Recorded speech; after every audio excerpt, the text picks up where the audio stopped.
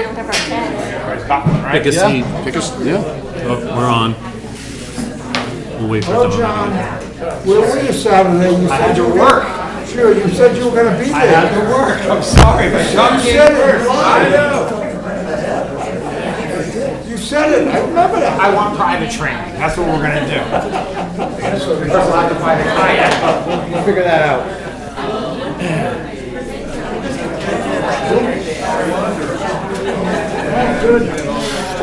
Mr. Chairman. Hi. We're on. I'm just going to wait for Donna to get back. Okay. She had to use the facilities. No, Tyler? Don't know yet. Tyler? Haven't heard anything from him. Okay. Okay. Well, I'm not doing. What about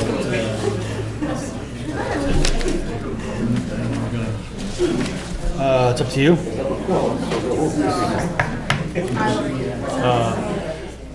Nobody else has the documents.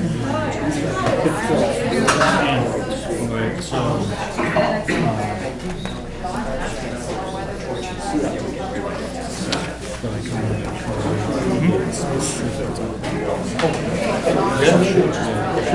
Yep. If that's, that was just my suggestion to you all about about focusing on that. You can talk about whatever you talk about. I'm just trying to move some pieces forward. Right. I want to make sure that we stay on schedule for the. Good, how are you? Like Steve. Well, if you want to, we'll get done with this before 7. So you can pick and choose what you want to pull forward before 7 and then do this after that if you want. You don't want to do this after this. I'd bump this up. Take Steve first. Yeah. Yeah. Yeah. Yeah, I think that's not a bad idea. And you can shuffle any of them you want, but Do the emergency things like this. I mean, unless there's a big discussion about this, we could do this up in your section. yep, I either one. was the one that requested a change, and I'm Yep. cool with it, so. So we'll go. Move that out there. Yeah, really, this is the one that needs to go before this. These are kind of quick. And then do this. Or you can push this later too, because that's boring and Push this right up into,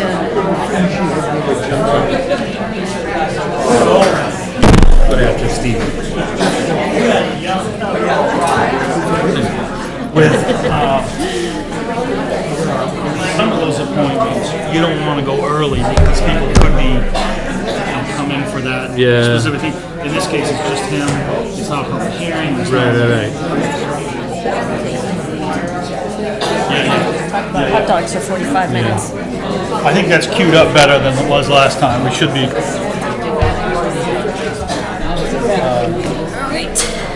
Are you going to take on the reading of the manifest? Apparently I am. All right. Well, we're on, so if we're ready. Yep. Ready. Can you just give me that sheet too, please? This? Yeah. For when we get there. All right, I'm going to call this. Meeting of the Nottingham Select Board to order for Monday, April 8th, 2019. And before we begin, I'd like you all to join us in the Pledge of Allegiance. Flags in the rear of the room. I pledge allegiance to the flag of the United States of America and to the republic for which it stands, one nation, under God, indivisible, with liberty and justice for all.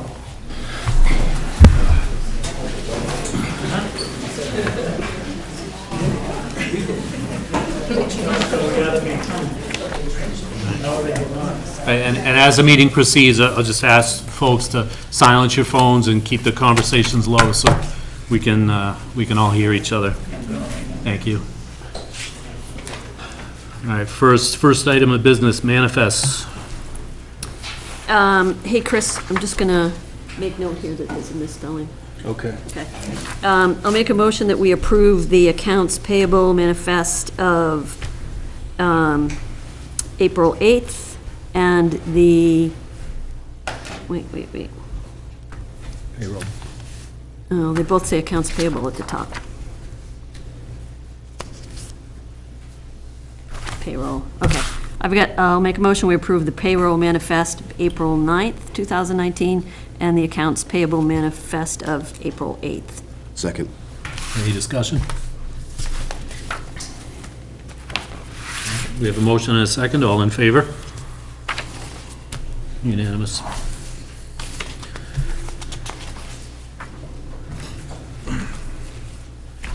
Next item on the agenda, minutes from our March 25th meeting. I will take a motion. Motion, we approve the minutes of the March 25th meeting, 2019.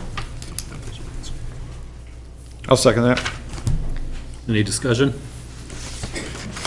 Were there any amendments, corrections, additions, or are they?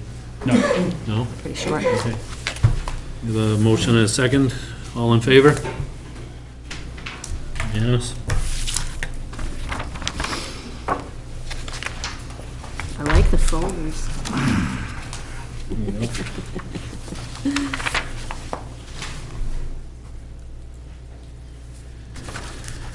Next item, action items, review from last meeting. Did we have anything outstanding we needed to follow through on? Oops. Just the peek at future agenda items that you see on your agenda. Oh, at the bottom?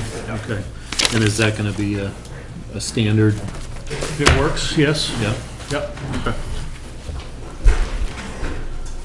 I like it. All right, reports from assigned boards and committees. Budget's done for the season. Budget is done, okay. Planning? I was at the meeting, I wasn't, Tyler was sitting in on the meeting. It was a long one. Oh, yeah, okay. All right, well, we'll get an update from him when he's back. Assessing just met. Assessing just met, okay. We just met, first meeting of the new board, signed some paperwork, and Yeah. Chris filled us in on some of the things that the newbies needed to know, and short and sweet. Sweet. And you're gonna be holding those right before this meeting going No, forward? no, we're probably gonna look at doing it once a month on the Tuesday of the select board. So if we have a select board on Monday night, we'll do it on the Tuesday. The But next it's the next night, but it'll be once a month instead of twice. Okay. And what do we have left for committees? 300th, So Marston, Marston? Chris has set up a meeting for Friday morning for Courtney and myself and Tyler and Matt, and we're gonna talk about next steps there, which is likely gonna center around figuring out how we're gonna do for project management. So that'll be Friday morning.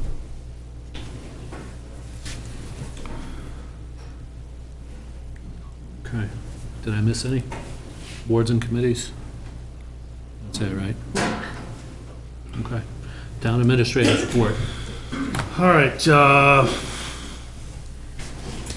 quick a word of explanation. You might have seen the email or the Nixle traffic on the power outage that hit Freeman Hall the other day. That was Thursday into Friday.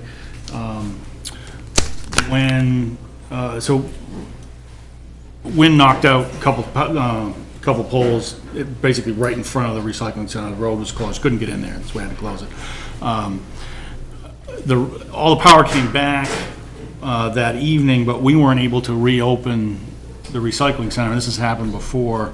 The three-phase power that powers the compactor and the balers there, when that comes back on, sometimes the polarity or the phase changes, and if you just flick the switch and turn the machines back on, you can run the motors backwards and blow them out.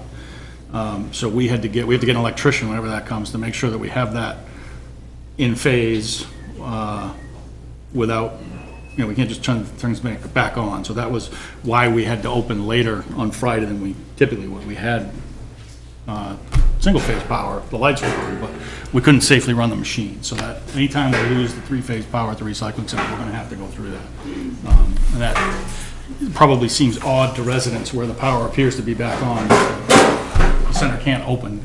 We can't open without that power because there's no place to put everything. You've got to be able to compact the trash in order to do that. So that's why we were about an hour late getting open the next day. We were kind of lucky, and then we got an electrician to come quicker. That wasn't that bad. Any damage to any equipment? No, everything's fine. No, because we brought it back up the right way, everything's fine. You just have to do it right.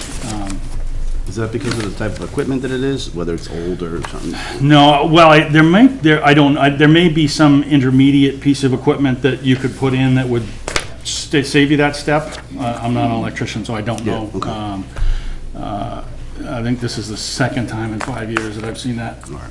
So as long as it's that regularity and that delay, we can probably live with it. It's a nuisance if you got your trunk full of trash. So anyway, that's a quick explanation there. The summer camp signups are up and running. This is hot off the presses if you want to see all the choices that are available through rec. The deadline for the new veterans tax credits is the 15th that town meeting approved. I bring it up because just to let you know, we've not been inundated with applications. We thought we were going to get a lot more than we have. We didn't really know how many were out there or how many could be eligible, but I think we've probably seen less than 20 new applications thus far. So not as big a response as we thought we might get. There's a week left in that. And last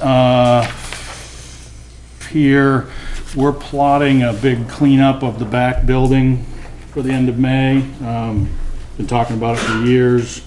At some point in the next couple of weeks when you're here, if you could just grab me and take a walk with me, we're gonna have some decisions to make about stuff that may or may not have some value, stuff that we may wanna try and sell somehow. I don't wanna bore you with little details, but I wanna put you in front of it to look and say, we got these furniture things we're never gonna use, we got X, Y, and Z. We got some old recreation equipment and things like that. I just want you to lay eyes on it to get a sense of what we're dealing with before we make decisions about if and how we're gonna sell it or donate it or trash it or whatever. How are you gonna do it? How are you attacking it? We're gonna get some dumpsters off the back side of the building, one for paper, one or two for bigger stuff. Probably get some folks from the county jail to help us with the lifting and the carrying. We'll have to do a lot of sorting before then, and figure out, what we really could use again, but if you haven't been back there, you should see I haven't for a year or see the two. 20 years worth of Yeah. accumulation back there. It's gonna take us some prep time to get ready for that, but we just put a date in the calendar, so we gotta do it. Okay. If we don't do that, we'll never do it, so just come take a walk with me at some point on that. And that's it. Is that the first phase of a larger cleanup or repurposing of the space? It's not really usable for anything other than storing junk in, really. We've got roof leaks, if you haven't been back there in a while, you'll see there's no demand for the use of the space. It's just full of junk. We need to clean it up and deal with it. So you're just talking strictly spring cleaning? Yeah, it's an understatement. Slash yard sale, Yeah. yeah. The building hasn't deteriorated enough to warrant it being a safety risk and should be torn down, should it? We don't think so. We had one wall in doing the siding on the police side last year. We had to shore that up. That might have been 2 years ago now. We got into that and found that, the wall wasn't much left of it, so we did kind of Band-Aid that. We haven't seen anything else that looks like that level of hazard, but it's not functional space. We store old desks and stuff in it, but it's not usable for any public function, certainly. We're gonna have to deal with it someday. Yeah. And I don't think renovating is gonna be the solution. It's too late for that. Okay, no better time than the present.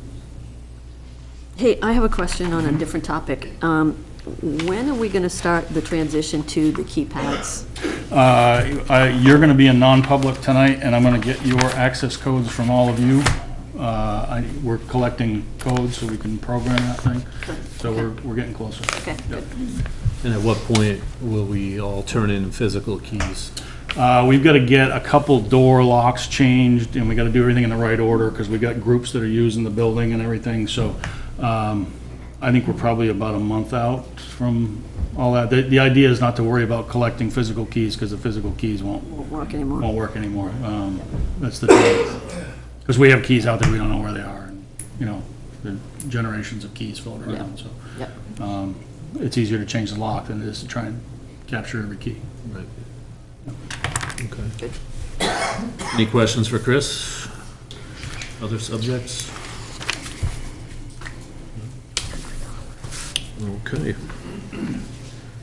All right, moving on. I think we are going to rearrange the order of topics tonight in the order of shortness. Let's take a few minutes next and look at the finalize our BOS procedure that we discussed at our last meeting. Yeah, I was the only one who had a comment on them and requested an edit, and the edit was made, so I'm good with it. Yeah.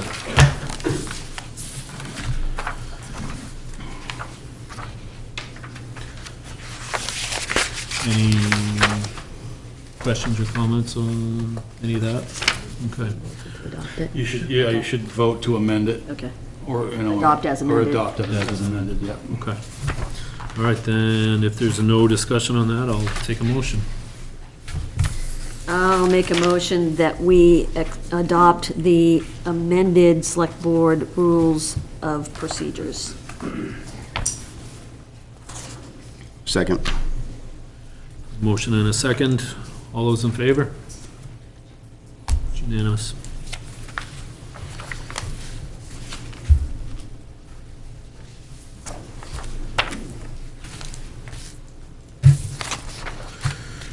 All right, next up, the playground fund. Who was coming to, or is that? Just me. Just you? Yep. Okay. So I wrote you on this with on the cover of something from the rec department in Courtney. The short-term objective here is to get your blessing and approval to spend $5,700 from the playground fund for wood chips. And then the broader question is the overall use of that fund. I gave you a little bit of history on that. Basically, it was, as far as we can tell, it was created as a mechanism for collecting donations for the creation of this playground out here. Maybe you may recall it, but there was a lot of fundraising done, sold the bricks, and they needed a pass-through way to collect that money and spend it on the playground. Since then, there's not been a lot of private fundraising to support that fund. There's been some rec department activity that has put money into it, but it's just like every other flavor of money that is raised by recreation activities. It's, you know, selling booths at the craft fair kind of thing. And what I have suggested is that we phase out the use of that fund and just maintain the playground. It needs to be maintained as a public facility. You know, we're liable for it, whichever pocket we take the money out of. But in moving toward a, full facility management concept, whether it's here or with Marston, we're gonna have costs that we're gonna need to budget for it. It's not a very expensive thing to do, but this idea that we're somehow taking money from operating activities and squirreling it away in this fund really turns into kind of a slush fund. It's outside the usual appropriation process, which is probably not how it was intended. If we're gonna spend public money on maintaining something, it ought to go through the budget process like every other dollar that we spend. So what I'd like to do is, over the next 2 years, is spend down that fund and work our way into just budgeting money to maintain things like playgrounds and mowing. We mow the grass here, we pay that with Yep. operating funds. It makes sense that the wood chips that go under the playground should come from the same place. So that's the direction I'd like to go in. The short term, we'd like to spend $5,700 on wood chips because the NYA field cleanup, they've offered to do the spreading of the wood chips for us. If we can move on it and get them delivered, they'll be there for the volunteers to do the work. So She also mentioned about doing the walkway over. yeah, that is probably later this year. We're not ready, but some of the bricks are coming up here, and that's probably one of the bigger safety concerns out here is these bricks popping up. So we'll be back to you this summer with a request to do that. So that's, like, this outlines a number of different things. So Yeah, the that's first where we're prior- headed. The first Yeah. priority is the wood chips. Yep. Wood chips are expensive. Yeah. But they're certified, Yeah. and there's 9 inches needed. Yeah. Yeah. We actually brought Primex, our insurance provider, out, and they did an inspection of everything, so we kind of get things in the right order. The equipment is actually, it's not bad. We've a couple little things to do on it, but it's generally, they viewed it as generally safe, but we do need to deal with the wood chips, and the walkway's been a long-standing nuisance item too. So. Oh, is it used a lot? Yeah, it's, during the week, you'll see the younger kids there, when the weather's nice, obviously. Yeah, it's right outside my office, so I constantly see people out there. And And is then it- during games, it's really busy because the younger siblings are there. And during camps? Yeah, and when so the youngest, the vacation camps, yes, except for summer camp now is up at the school, so Right, it doesn't right, take right. that kind of Right. wear and tear. The older kids that are here for summer camp don't use it as much. It gets enough use that it's worth maintaining. It's, Will, part of the repair, refinishing of this include erosion control? Because that looks like what's caused most of the damage on the brick walk. yeah, we'll have to set some kind of reset a perimeter on those things. I don't know the masonry terms, but we'll get it done professionally, not, the staff went out and monkeyed around with it a couple summers ago and it didn't hold up, so we'll get somebody to do it right, and hopefully one last time. And do you think, is this the kind of thing that we should look at making a reserve fund for, or is it too small, too narrow of scope? Yeah, for I that? think just that little playground it's too small. I mean, you might want to think about it for recreation facilities globally. If you want to start doing things, when we get to Marston, or other trails, or, we don't have a lot of town-owned rec facilities that have any costs, but trails and that is really it. And the gym in this building is really the same thing, just happens to be indoor. We maintain that through the operating budget. Yeah. So we could carve out all of that stuff and fund it differently if you wanted to. It's not, none of it's gonna be a huge number. I think it belongs in the budget. Yeah. Yep. But when Marston's in operation, like we know from the blueprints, the rough square footage that would need to be mulched, right? And we can compare that to the square footage out here to get an idea what those costs would be like. Yep, off the start, I mean, we're looking at mowing is probably the biggest cost for what phase one Yeah. is. Yep. As Marston, if it grows, if it gets more complex, then the maintenance needs will change, but I don't envision a great deal outside of mowing and, filling the parking lot once in a while, in terms of ongoing costs. If you start adding, the later phases will add other needs, but for the first phase, I don't think it's gonna be too dramatic. Money, but it's not huge money. And we can revisit that when the time comes. Yep. It's kind of hard to project costs, and we can't. I mean, we could get estimates on mowing a field of that size. Right. That's not hard, but it's not, in the grand scheme of things, it's probably not material. Yeah. And it won't be needed this year, at the very least, so. Okay. All right, any other questions for Chris on that? Comments? Are you comfortable with that general direction of stepping away from this playground slush fund? Yep, That's my words. Yeah. yep. Okay. Okay, so if you could just vote to authorize the 5,700 for the wood chips, then we will proceed with that, please. I'll make a motion that we approve the expenditure of $5,700 for wood chips for the playground.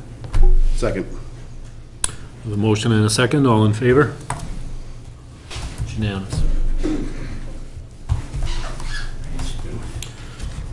Okay, next, I'm gonna jump ahead to Mr. Welch. Don't go far, Steve. Sweet! I didn't think I'd get this much support for the 300th committee. I'm sure you guys are all here for that. No, maybe not. Yeah. Your packet? Yeah. Yep. Well, the timing worked out well for you Timing right then. up It perfect. did work out well. So yeah, so I'm here just to look for a little bit of money Have a from you. seat, relax. Oh, I'm relaxed, standing. But I can sit. So I'm looking for, I think we proposed a budget, I don't know if you got it in front of you. Yep.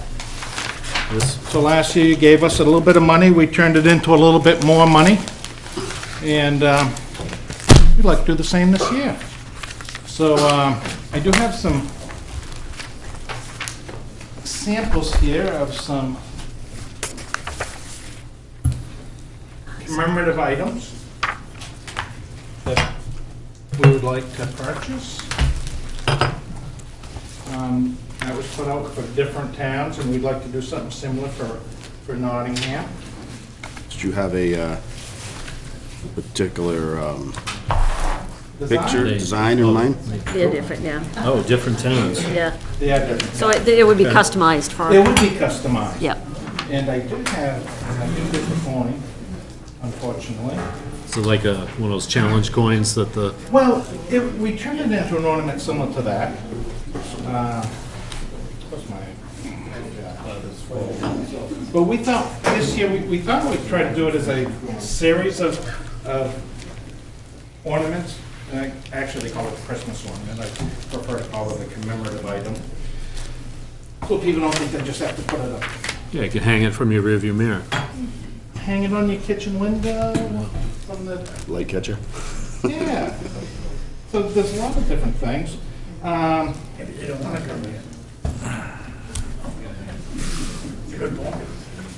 So we thought we might use that for a design as a coin that was developed for the 250th.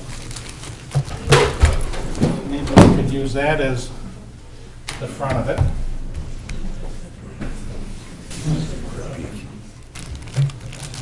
Do you want to show the audience? Yeah, get some Make sure you feedback. get them back. Yeah. Everybody wants to see what we're thinking about. This is a type of a commemorative item that they,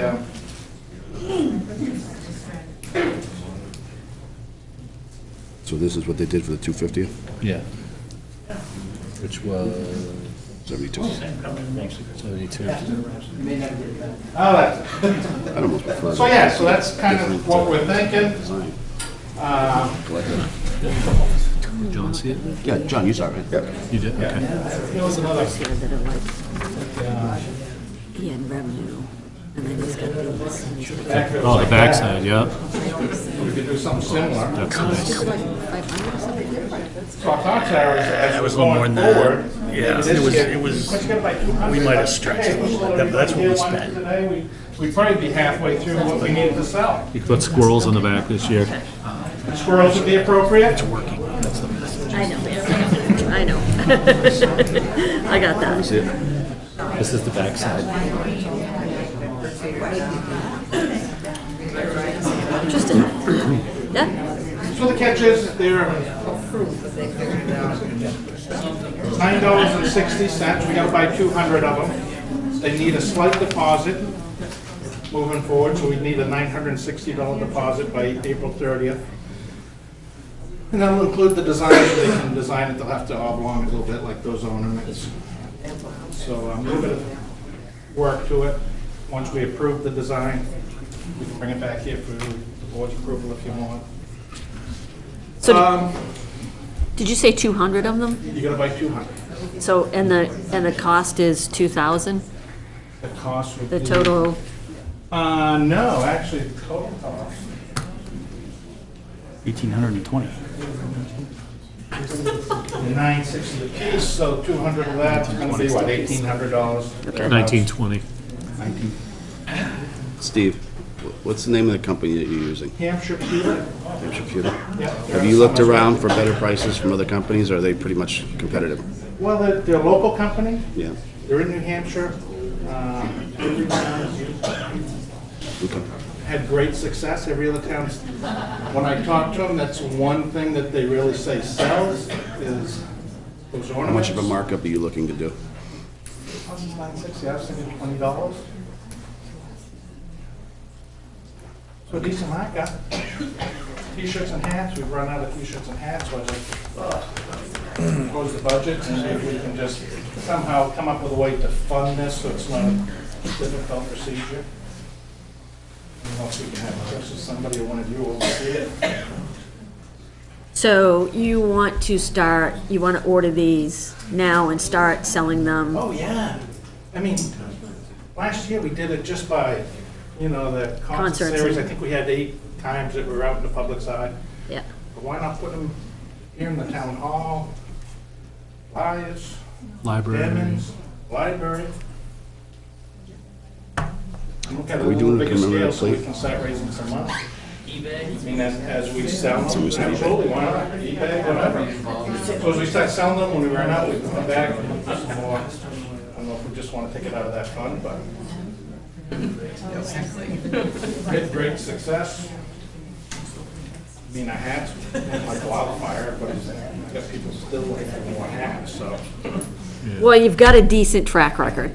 We do have an all right track record. You made a little money. We made a little money. We spent a little money and we made a little more. Yeah. And I think we've proven that we're on board. We want to do whatever makes everybody happy. I like them. I like them. I like it. I saw some pictures floating around of the ceramic plate from the Right, which we've talked about that. 250th or 275th. It was a beautiful plate. It was really nice. And we're trying to find out the people that made it. They were online for a little bit, but now they seem to be offline. I don't know if they just had troubles with their site or if they're actually out of business now. But people brought that in. They brought a nice woven blanket. I don't know if you've seen that. I haven't. The only suggestion I would have, to the extent that you can, as you're picking the design, if it's going to be a design that's carried out throughout the rest of what's done, so that there's some consistency, that's the only suggestion I have. Yeah. So, and great things. And we don't have a lot planned this year, but hey, and the meet and greet went awesome. Thank you for your ideas and support on that. It was a great time. We had a lot of good turnout and a lot of ideas. We're really jumping on board with this, so. Do you need a vote?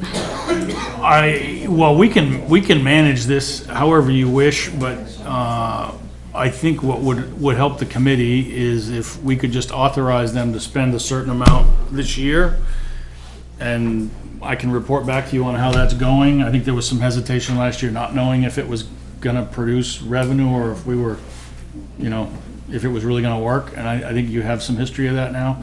I'd like to spare the volunteers from having to come to you every time they want to buy something, but it's yours to oversee, so, And is this the ask for the year, the 5,300? that's enough to, At least start the ball rolling. Yeah. I mean, down the road, maybe as we find some more items that we want to do, it might need a little more money, but we'll come in front of the board and hopefully we'll have sold enough merchandise there that we'll have gained more money and it'll be very painless. How fast did your existing stock go once you started making it available? I mean, out of those 8 events, we sold out, so, Yeah. and we're talking limited amount of people that are coming to them, so if we start spreading our wings a little bit and getting them in places where more people will see them and more opportunities to buy it, I think it's just gonna go like wildfire. Personal opinion. I'm good with it. I'm good with letting Chris manage it, oversee it. Thoughts? I'm all for it.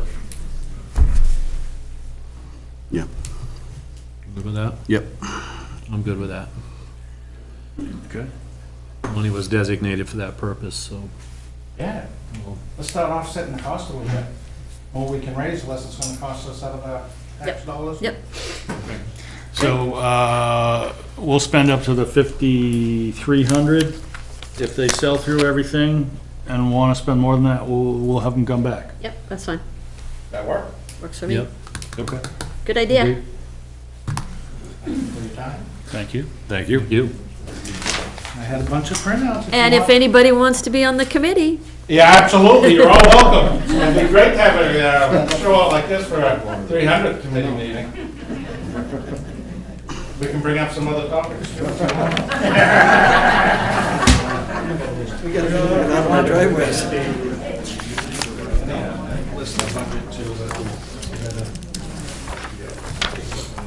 Thank you. Good to see you. He handed mine down. thank you. I'll read through it. No mas. I'll let you guys get on with your points along the way. Thank you, Steve. No, thank you. Get them back. Yeah, I know. Go in the back of the room, then make their way back. Hope I didn't take up too much of your time, guys. Good job.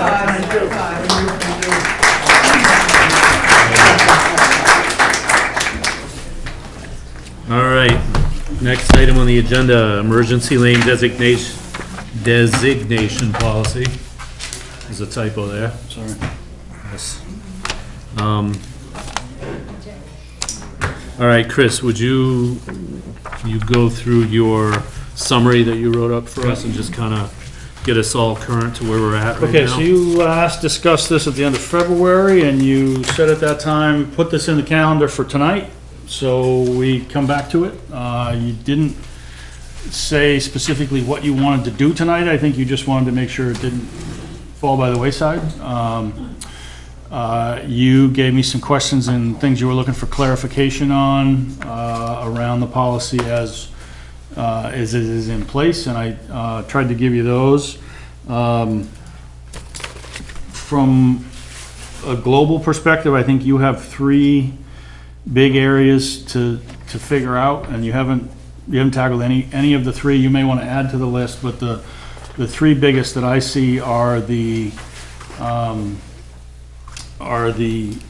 public benefit criteria. Do you want to revisit that?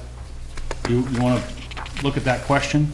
That is the big legal question. Is it, are these justified with the public benefit criteria? Second, what is, assuming that we have some that do pass that test, or continue to have some, what is the level of maintenance that you want to provide? Is it treat it like a class 5 town road? Is it plow snow? Is it, what do you want to do? What do you want that to look like? The law allows you to define that. We have a lot of customs and we have a little bit of policy around that, but not much. And we have a lot of practice, but we don't have any real true guidance from you on what is it that you want us to do. So eventually you're going to need to answer that question for the staff. And then the third big item is, what condition requirements do you want to place on the roads? Are there conditions that you want those roads to meet before you put our people and our equipment on them?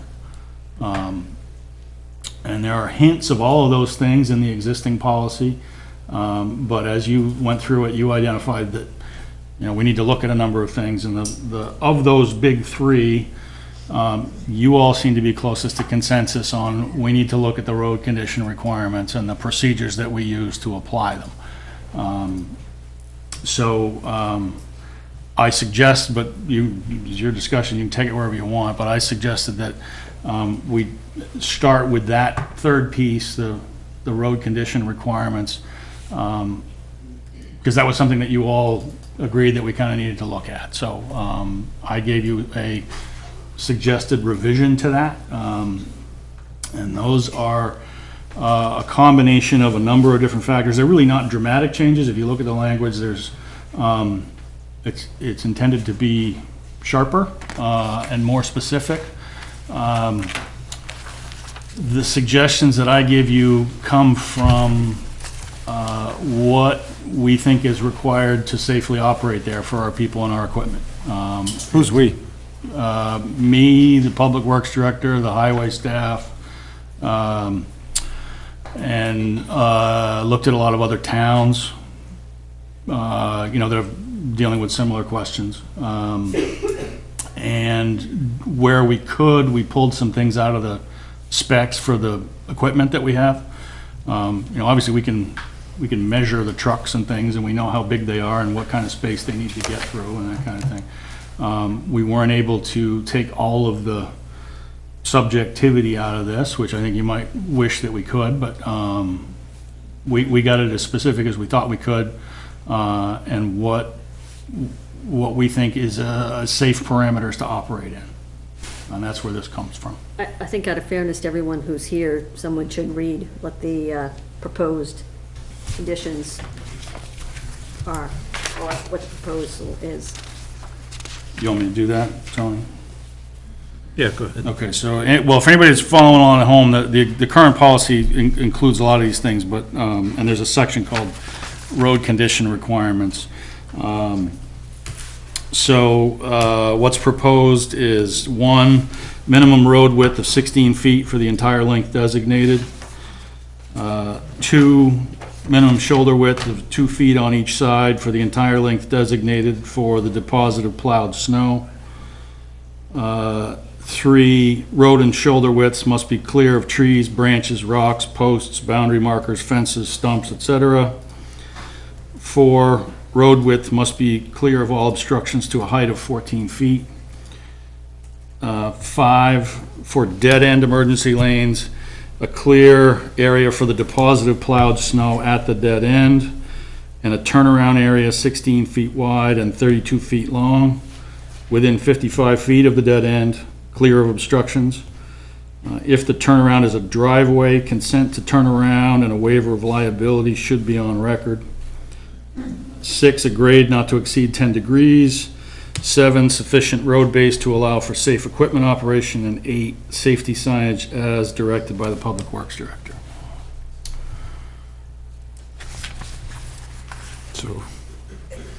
So one question I have is that I looked and I couldn't find what the standards are for the rest of the roads. So what I'm trying to do is just compare this to what the general standard is. Yeah, we don't have, other than our subdivision regulations, we don't have a road standard. There isn't, you'd think such a thing would exist either in law or in ordinance.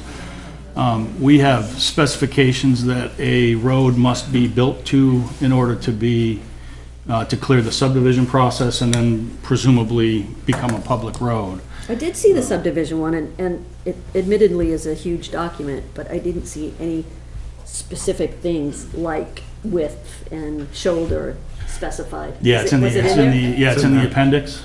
I think it's Appendix E or Attachment E I on only got there. through the first 60 pages. Yeah, it specifies width, base, thicknesses of the various bases, probably refers to some industry standard Okay. things, but it's, there's basically a cross-section of a road in there.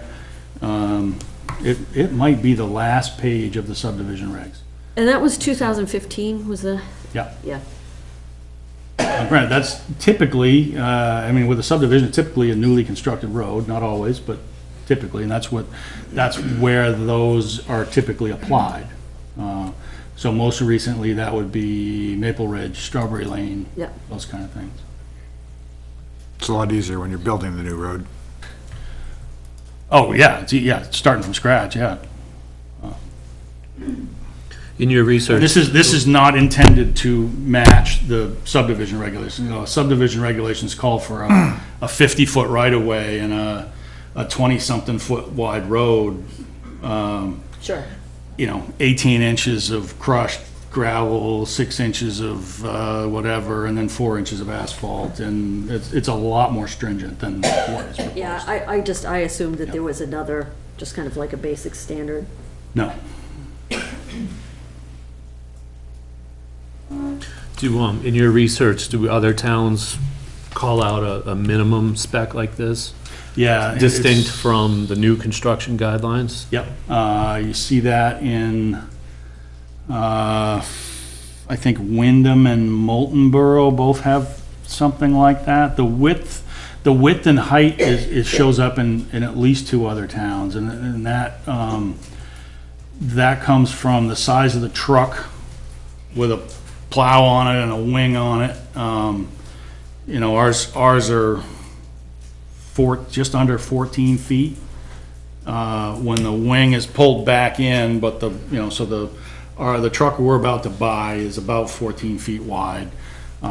So to shoot a 14-foot wide truck through a 16-foot hole with snowbanks on the edges is no easy task, but it's. But is the new truck, skilled. again, I want to ask a bunch of questions right now, if you don't mind. Is that new truck we're buying really intent to do a lot of these emergency lanes, or is it really for the bigger, newer roads that we're putting in?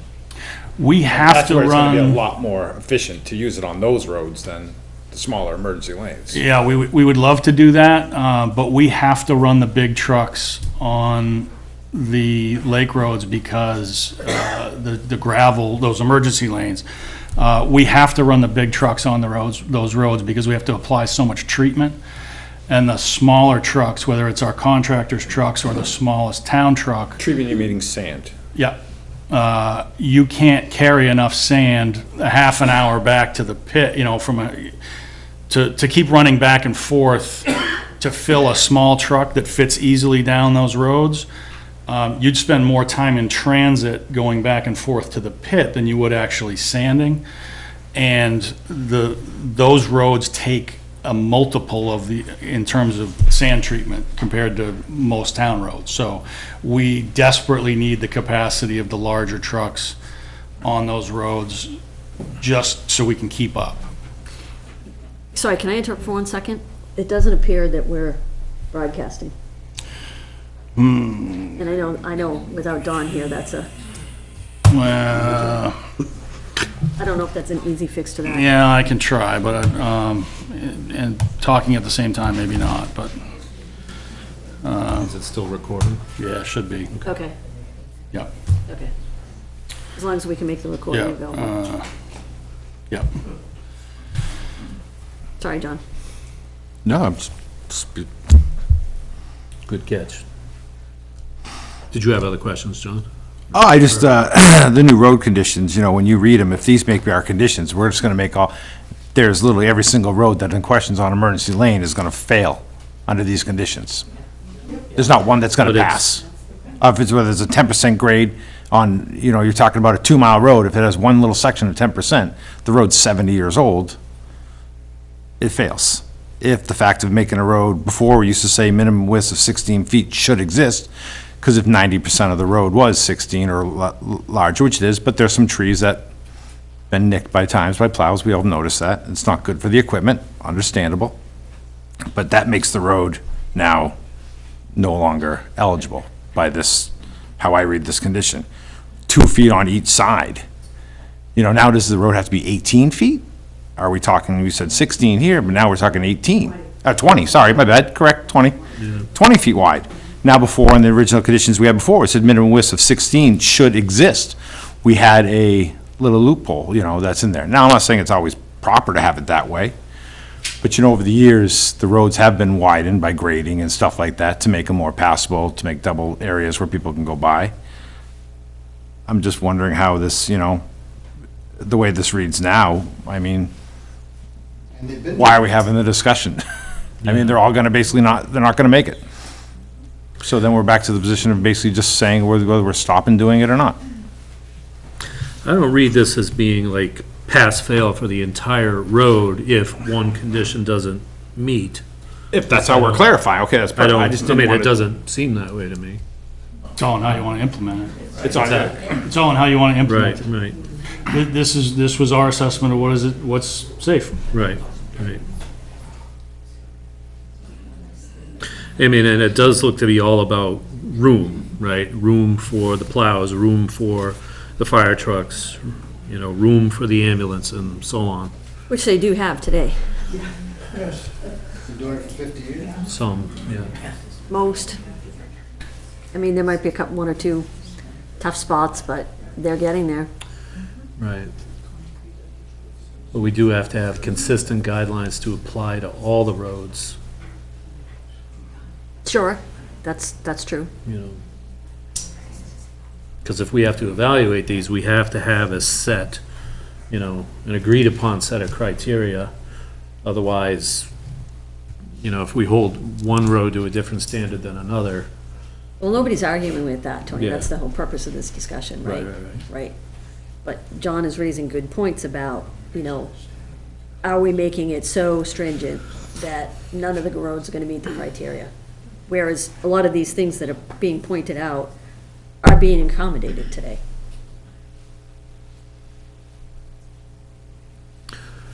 Would that be the consensus of the fellows actually driving the trucks down there?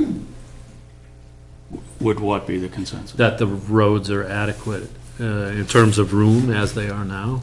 No, they don't feel safe operating in a lot of those places. They're threading needles and backing up exorbitant distances, which is very much less than ideal. Because there's no turnarounds, or it's slippery enough that they have to back down for safe operation of the truck. Or they have to run trucks in a certain order to apply materials in one way, and, you gotta stagger the equipment in the right way to get in and out. There are more than a few white knuckle spots for our operators down there. And if you, There are.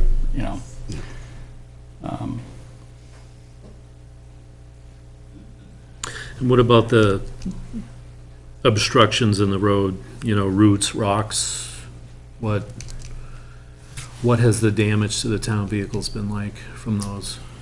I don't think I can quantify that for you. It's certainly a factor. I mean, every tree you see with a 1 or 40 plow scars on it takes a the tree takes some of that pain, and so does the truck.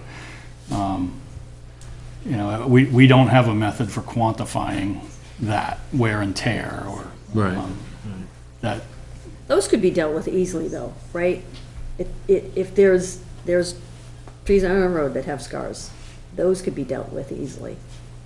Yeah, if somebody's willing to take them down and make the road wide enough to plow, then the safety concern goes away in that sense. That's not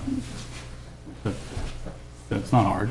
Same with a fence or it's boulders along the side of the road that people mark their property with or whatever. Those, they're all obstacles for a plow, and they're all challenging. I'd like to know, Some more unsafe than others. I'd like to know how many of those white knuckles spots there are. Okay.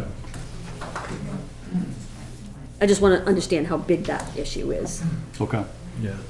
Yeah, I don't imagine every road is in the same condition in that respect. Oh, no, there's a some are better vast than others. disparity in width and slope and surface conditions. There's a wide variety of, some are not a problem at all. They to a plow operator, look and feel like a Class 5 town road. Others not so much. Yeah. And what about the grade?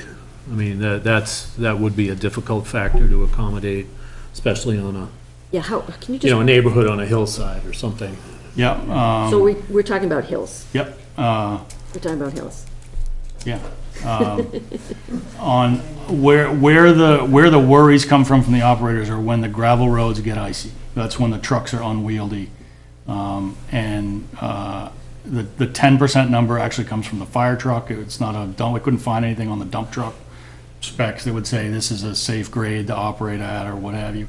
Ice changes everything, but we pulled the 10%. The fire truck has a 12% limit on its approach angle, so we said, well, let's, I can't visualize what 10%, what a 10% grade on a road looks like. Like, how big of a hill is that? I think you divide rise, rise over. correct me if run. anybody knows better than me, but yeah, you divide rise over run. Oh, that And you helps. get it, and you get a decimal. The amount of vertical change over horizontal change, you divide those two like a fraction, and you'll get a decimal.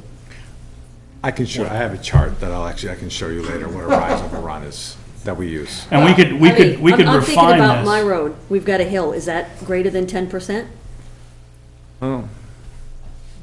I can tell you, We could Chances are. refine Chances that are, particular right? measure with Yeah. a distance to go with it. So, a short rise of 10%, 10 degrees is a lot different than a long rise of 20, in terms of being able to control a truck. A short linear distance is easier than a long linear distance at any given grade, but, we could, with that one suggested criteria, we could put a length on it somehow. I don't have any science to apply to it, but you could say over some distance, that grade, a short steep hill is not as big a deal on ice for a 30-ton truck as a long, help me out here. Very dangerous. Particularly a fire truck, the ones that they want to get, that they're coming down the pike, they would have a hard time trying to maneuver on ice, especially if I can just pick off, not to pick on the roads themselves, but Indian Run comes to mind, and that hill on Shore Road comes to mind.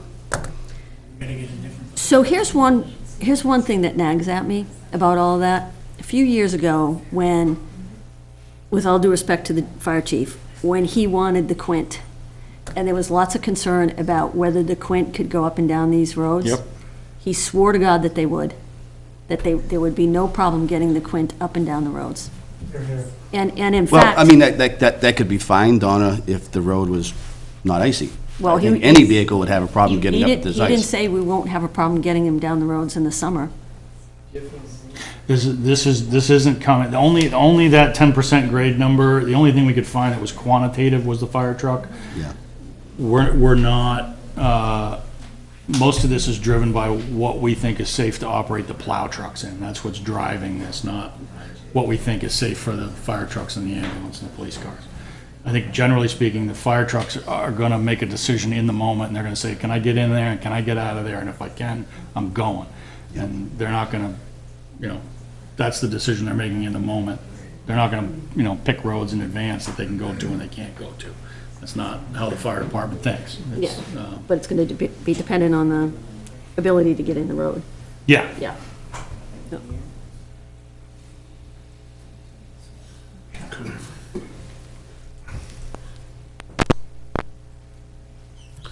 well,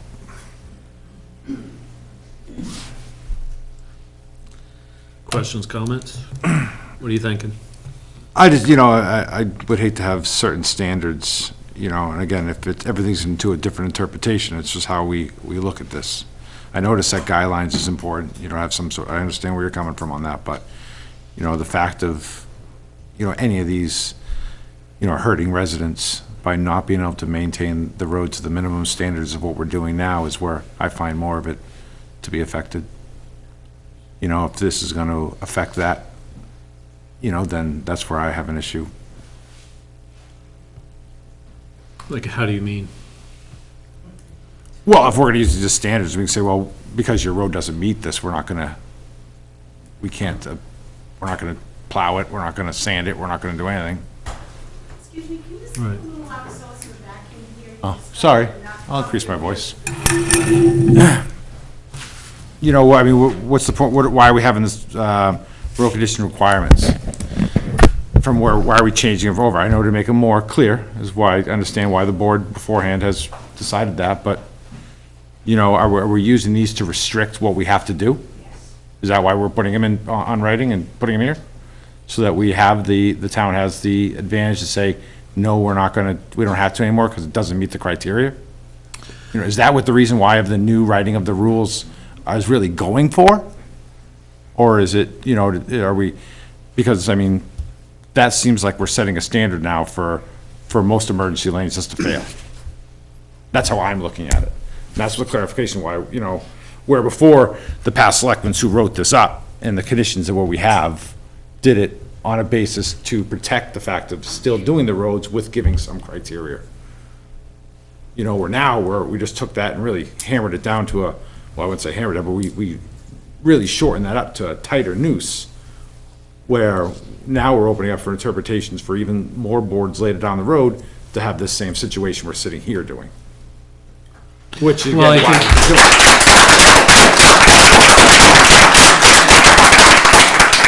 I wasn't going for that. Yeah, no, I think part of having well-defined standards will avoid any for future boards, avoid any vagueness or uncertainty about what criteria should apply and what should not, right? You know, the authority to designate. Sorry, go on. Said authority to designate or de-designate emergency lanes already rests with the select board under the RSA. But we can't just arbitrarily go through and say, we're not gonna do those anymore. That's not productive or helpful, and that's where the evaluation criteria come in, right? And, you know, just because a road may be designated an emergency lane in one given year, it doesn't mean that it qualifies in perpetuity, right? The reasons that it was designated an emergency lane may change over time. And, you know, does the town want to absorb that expense in perpetuity when those conditions no longer apply, right? But it's not about just arbitrarily going through and just kicking off all the emergency lanes. Absolutely not. I mean, there are some roads that absolutely should be emergency lanes. There may be some roads out there that aren't, that should be. There are roads out there that would probably be, are probably in condition well enough to be accepted as town roads. You know, there's gonna be a wide variety, you know, just as Chris explained, there's a wide variety of road conditions out there on the existing emergency lanes. I think the solutions for them are gonna be just as varied, right? Should we be evaluating every road as it sits and go from a road to road basis? I mean, it's 10 miles of road. Should we evaluate every road to assist and say, you know, here's what we recommend that might need to be done in order to get it up to standards, where just for some property, I mean, is there a way to fix the problem? Is what Without we're all, penalizing. well, you know, is there a way to fix the problem so that this doesn't come up again? You know, can we get to that point where saying, okay, if you live on, any of the roads, whatever, Lamprey Drive. fine, all right. Pick one. There you go, that one there. You know, if 80% of that road does meet the fact that it is over 16 or 18 feet wide, which, you know, a lot of it could be, in that there's only a criteria of a short area to be fixed or widened, can we address that right there? I mean, we don't have to do the whole road, but, or address to the owner of that section of that road, or if it's a private owner or something like this, where we can just say, hey, we need this to be wide in here, you know, or something to make it so that the rest of the residents can do it. Yeah, if that's how we as a board choose Okay, to. well, I'm throwing out ideas of Yeah, what yeah, to So Like I we- said, I care of didn't. and get it done. So I think what we need to be doing here is looking for a win-win, okay?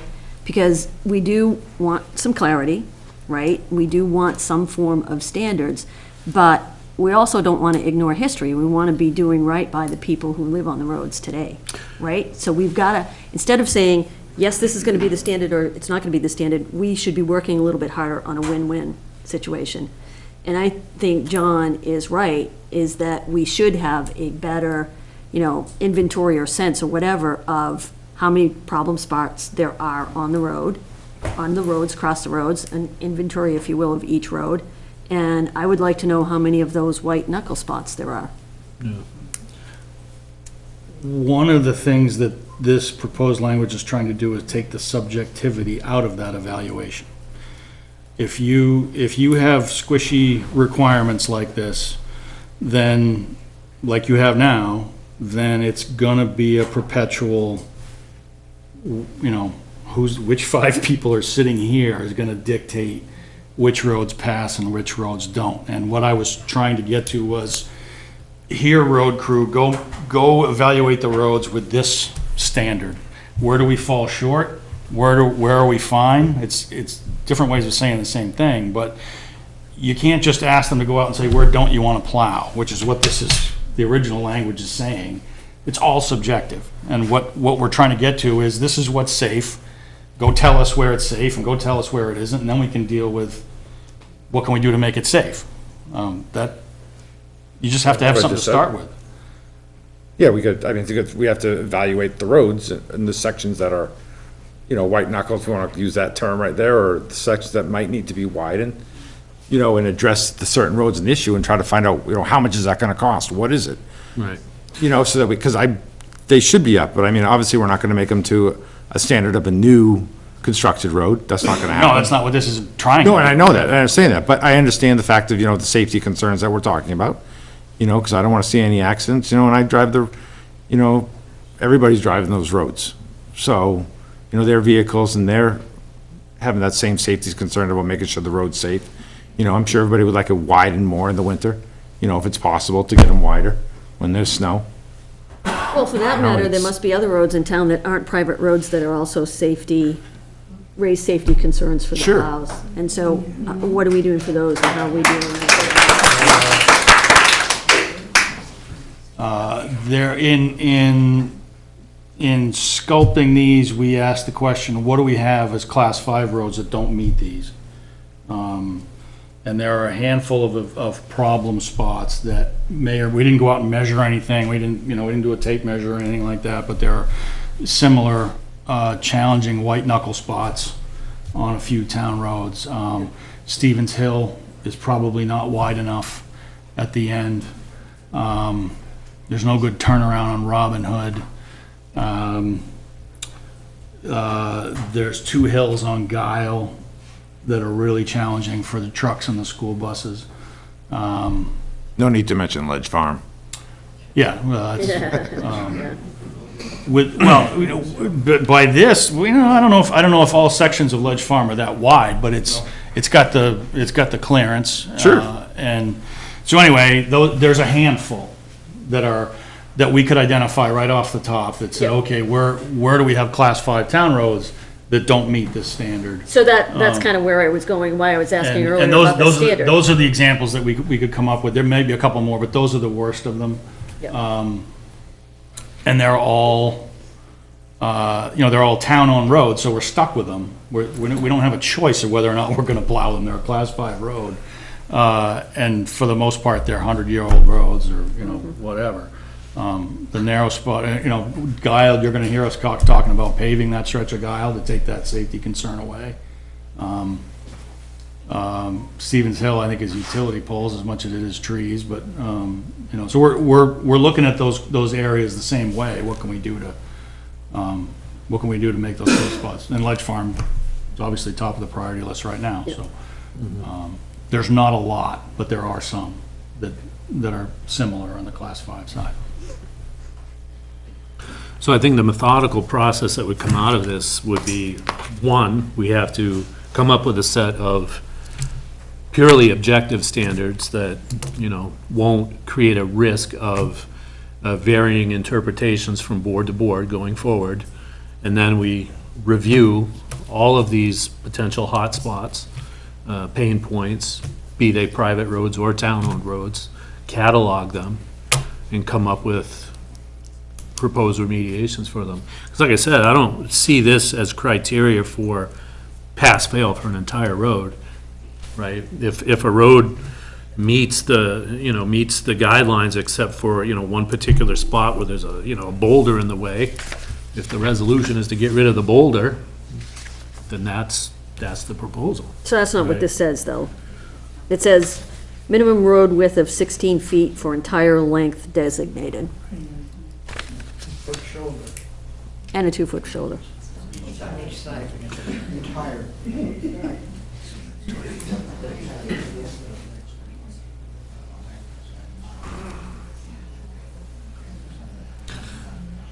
So you're saying there's gonna be roads that don't meet that for their entire length at all, at any point of their length? No, it says entire length. It doesn't matter. Right. If, the way that this is written, if there's one section that's 15 feet, then the whole road doesn't qualify. That's the way that says that. And there's a road right now that comes to mind that fits that criteria. Yeah. It's Friday. We can write subjectivity into it if you wish. It's not what he was intended to do, because the truck doesn't get narrower No, as you go down the road, so, this is how many what we trees it think you hits. need to safely operate. If, if you wanna put in something that allows for variation from that, we can craft something like that, but, it's a slippery slope. Yeah. If you start building in exceptions, then eventually the balloons to the point where there is no rule, because every road has an exception of some kind. Well, then we're back to no road passes. Well, that's why we have to come up with a set of solid criteria that we can work with.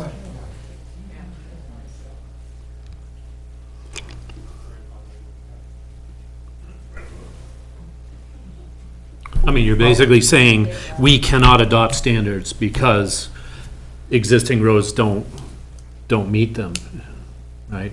Well, I think the standards ought to have a dose of reality, and that's why, as John was saying, let's take a look at what the road situation really is, right? Let's look at what the challenges are. Right, but then, when you do that evaluation, what criteria are you gonna use? Well, that's an extra discussion. Oh, when you do the evaluation, I think you just have to go out, okay, so let's say 16 is a proposal. Let's go take a look at how many roads would meet that, right? Not as a decision mode, but as a data point. And then let's have an understanding of how many of those, how many unsafe spots there are. Because now we're just talking roads. In some of these spots that we're talking about, if addressed, to the property owner that might own that section of land or something like this, they might be more than happy to, they probably never were asked whether they should fix that corner or do anything. There's lots of exits there. Maybe, addressing them, saying, hey, this is, this here, we would like to see if we could widen it, or, if you guys would mind widening it for us, because it keeps the road safer for the plow drivers. No one's ever been asked those questions, to my knowledge. And I think a lot of people, for the safety and stuff like this, for the safer travel of everybody, might be willing. They might not, but, there's other avenues to look to, get these accepted, or get these to stay maintained, and keeping it safe, but without having to go to the extreme, of like new road qualities or new road standards, or, there's, and then when we have the roads and we have them evaluated properly to see where these spots are and what we could actually physically look at fixing, or having the owner fix, or, some sort of like this, then we could adopt standards now that they meet, or at least set the stricter standards for us to have for future or changes.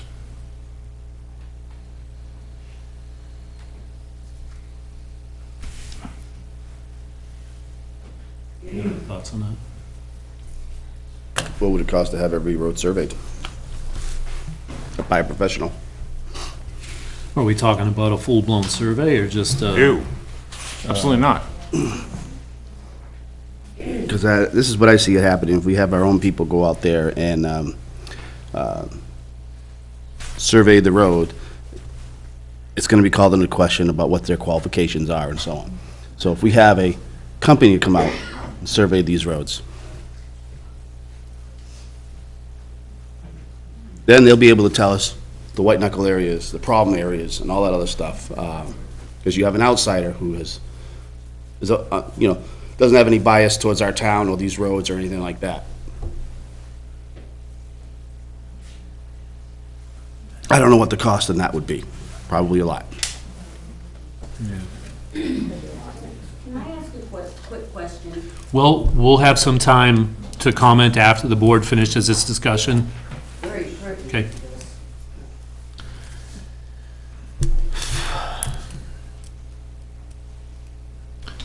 Well, the goal isn't to, it was never, or the intent of anybody to have the town absorb any more money, you know, I mean, I think people are probably looking more for the minimum of what we've been doing, you know, and again, I understand saying the minimum, and, you know, that's always not the best way to solve a problem, you know, but again, we have to find a happy medium, you know, one way or the other, I think, to appease everybody.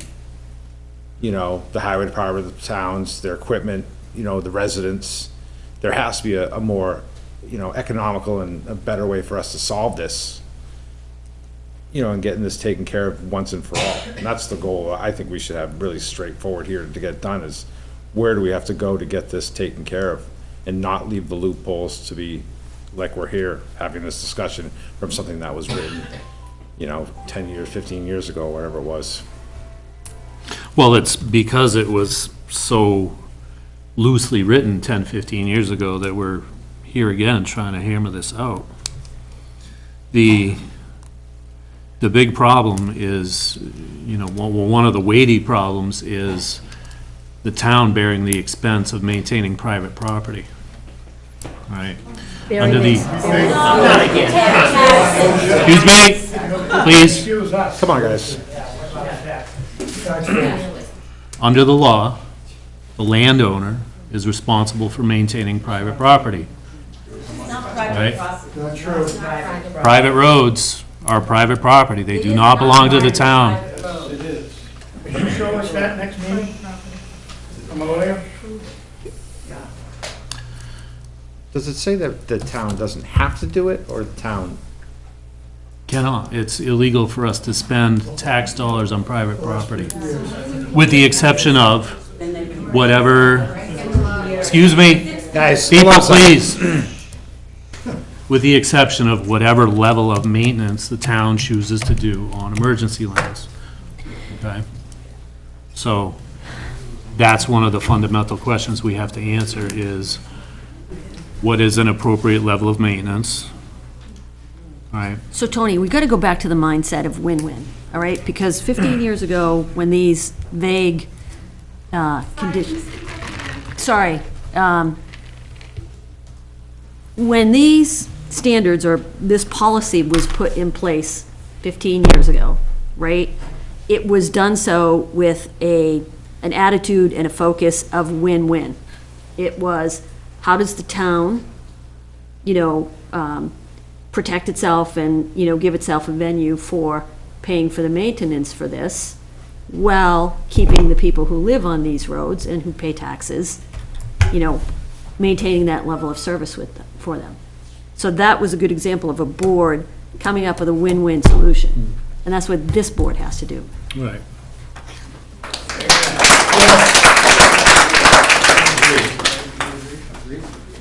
Under the existing. I don't know what it is. I'm just saying. Yeah.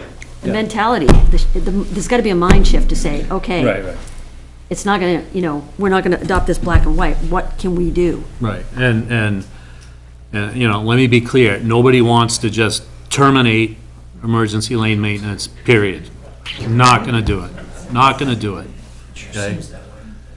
Well, don't, relax. Well, if you adopt these as written for the entire length, then yes, you are.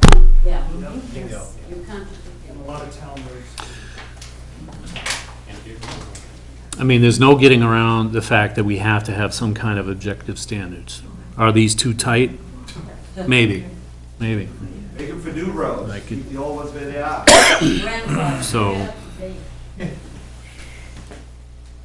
So we're clearly gonna have to research this some more, work on this.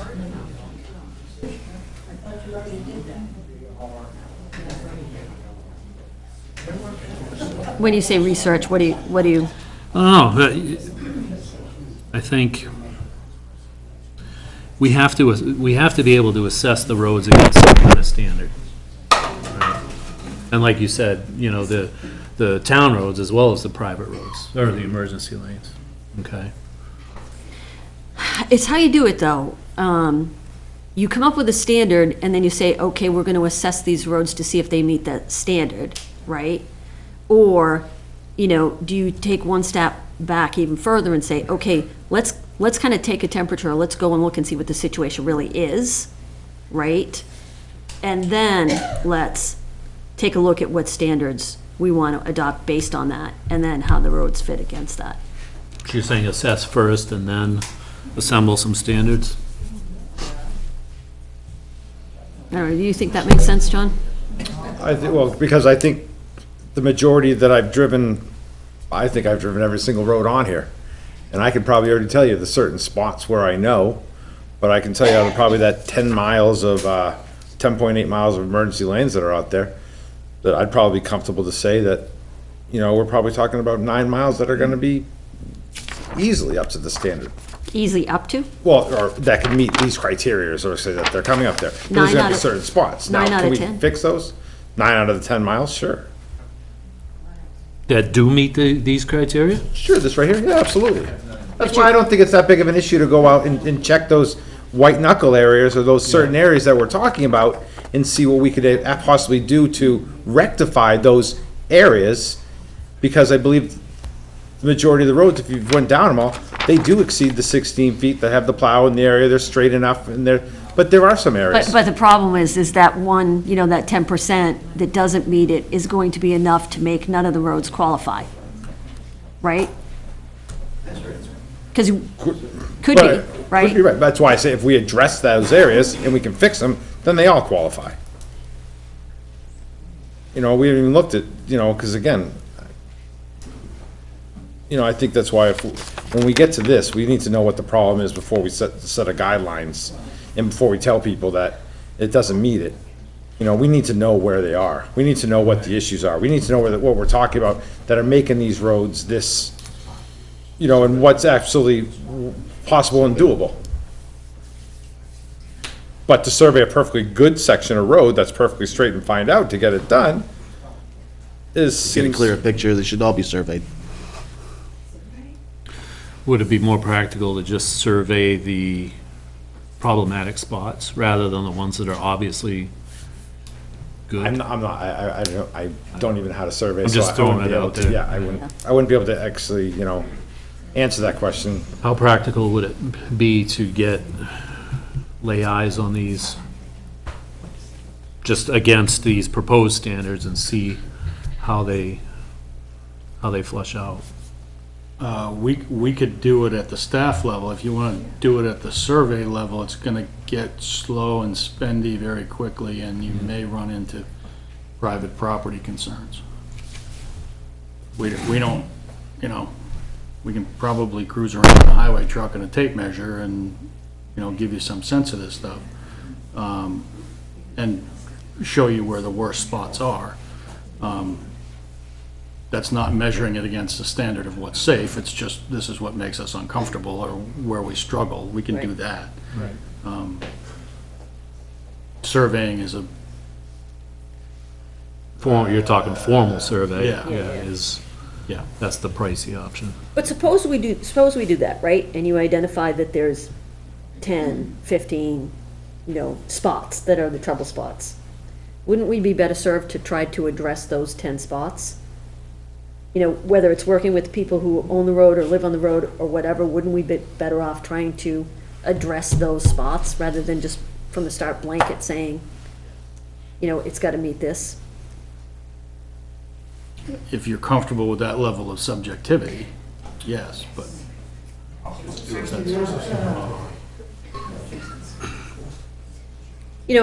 Somebody yelled out the word grandfather, and I do think that we have to be sensitive to the fact that these roads have been being done for, decades.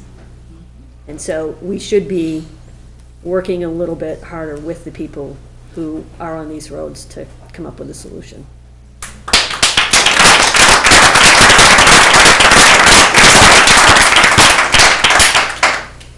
Standards are a good 5-year plan.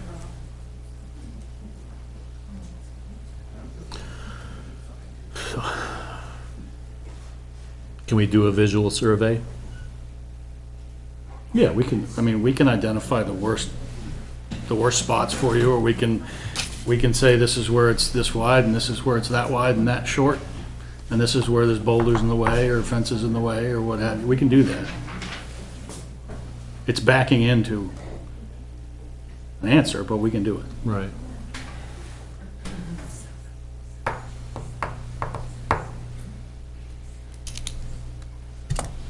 What do you mean backing into an answer? You're starting from a place of what have we always done? And I'm suggesting you start from a place of what's safe. You're gonna be in a position of saying, well, yeah, this is a trouble spot, but there's 40 houses after that trouble spot, so we gotta keep doing it. That's fine, that's your prerogative, but it's not that's a subjective decision But that why you're can't we making. try to address the trouble spot? No, you can. Yeah, I mean, it's a lot easier to say what's a trouble spot if you have some criteria that says this is what causes trouble. If we were to use these standards here, that what you wrote up here, these new ones, Proposed ones. proposed ones, as your guideline, since it's not as vague as the previous one, that should be well enough to give you some sort of idea for standard-wise. Oh, yes, What you're looking for. we could measure everything with, yes, we could use that and say, this is where we meet it and this is where we don't. Right, because That- I mean, that's easy. again, there's a lot of things in here that are decent and that are gonna be good. I mean, there's some things that, again, like I said, that I don't think it's gonna, we obviously know they're not gonna pass, and there's too much work to go along to doing it, you know, on certain sections, and that's gonna come up, but those will be part of the areas which will be identified. And we could see about dropping the grade, maybe leveling it out some more, maybe pitching the hill a little, I don't know, we could just, again, there could be something that could be generally figured. But again, that's also a big importance to me, you know, is the cost factor that we're gonna put into this, you know? Cause again, I don't wanna see, you know, the big burden of it, I just wanna see the roads maintained. But I obviously understand the safety concern that's there, you know? Okay, so you want us to Evaluate, survey, say, and show you where we don't meet these standards? It's a start. It's a start. That doesn't mean these automatically become. No, It's but just gives it's us a lens, right? Yeah. It's an effective it's something lens to build look at. off. Right.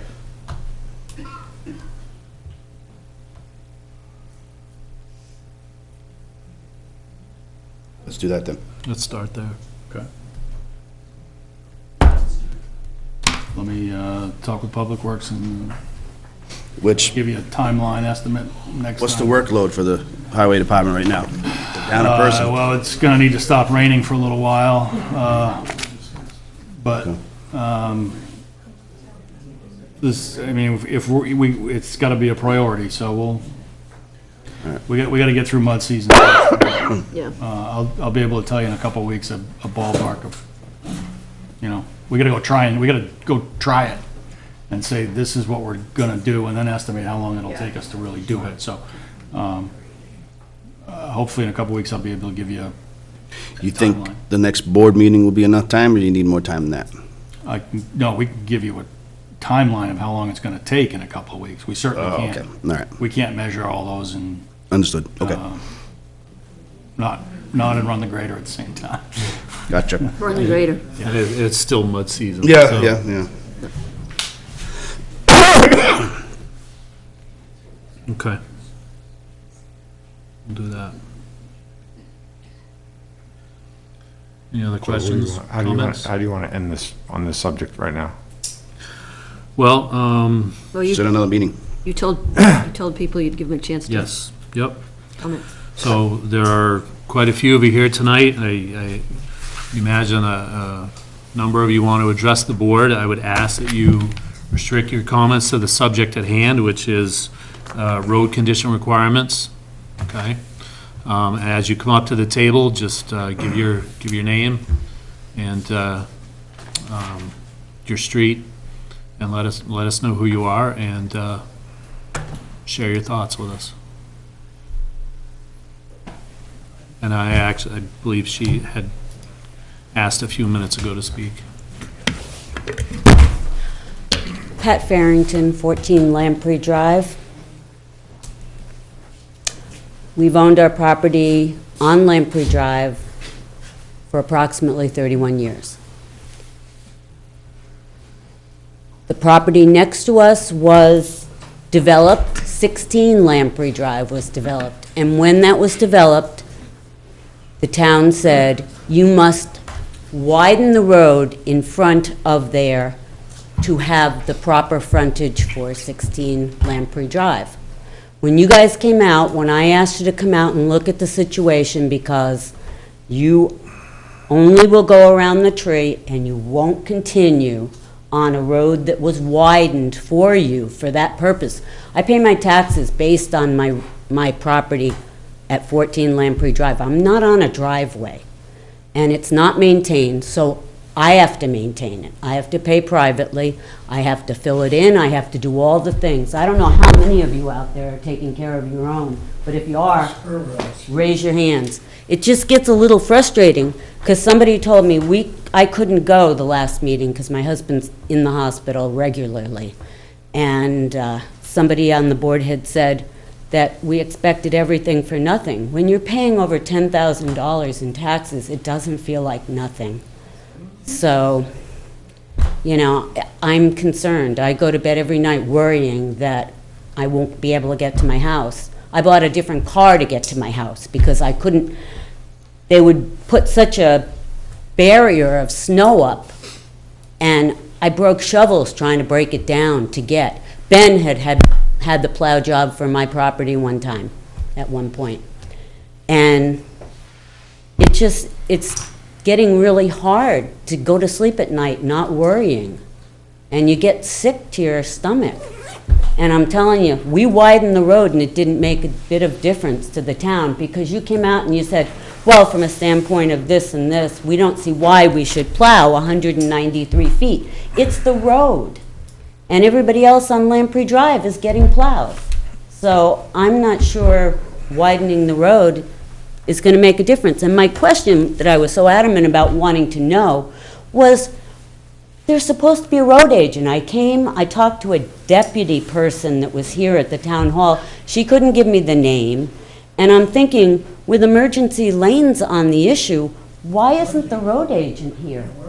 Where is he and who is he and what is his part in this all? Maybe you can answer that for me? Somebody? So we have, we don't have a road agent anymore. We have a public works director who carries the functions of the former road agent as well as responsibility for the recycling center and what was the other element? That's it, yeah. And his name is Sean McLean. He's been on the job since March 25th, correct? So he is. But where is he? Why isn't he here? Emergency lanes was on this issue, and it's big to all of us. I'm right, aren't we? We're all here because we're concerned. Perhaps maybe he should be here for the next one. I keep hearing private. I've been on that road for 31 years. There's never been a private sign that it's a private road. It's just never had a private sign on it. When I bought I asked about it when I purchased my property, and the person said, oh, it was at one point a private road, but it was dedicated back to the town. And then somebody said, well, that's not true. But I also heard from a realtor that 3 years ago they were saying, oh, of course we maintain the road. So it's just, there's so many, things that make you feel really uncertain as to your own future here.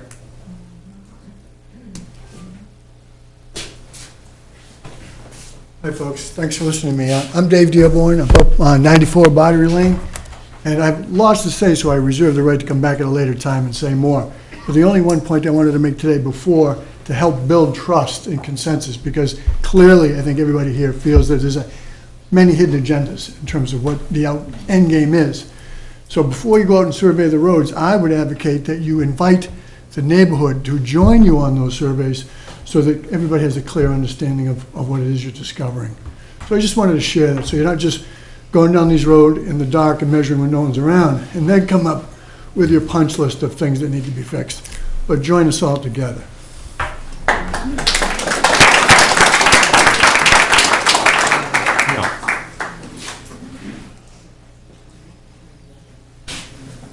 I'm Nan Vigers, 56 Whites Grove Road.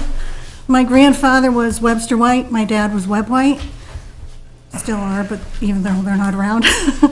I think the discussion today has been positive as far as I'm feeling. I feel like there's an opening, that there's consideration from the board, and that surprised me. Quite honestly. I think it would mean a lot to the residents on the roads to see some goodwill from the board, which I'm seeing a little bit of. And I understand your concern with having standards. That helps alleviate some of the wiggle in future boards. But I also really am encouraged that you're going to take a look at these emergency lanes and private roads.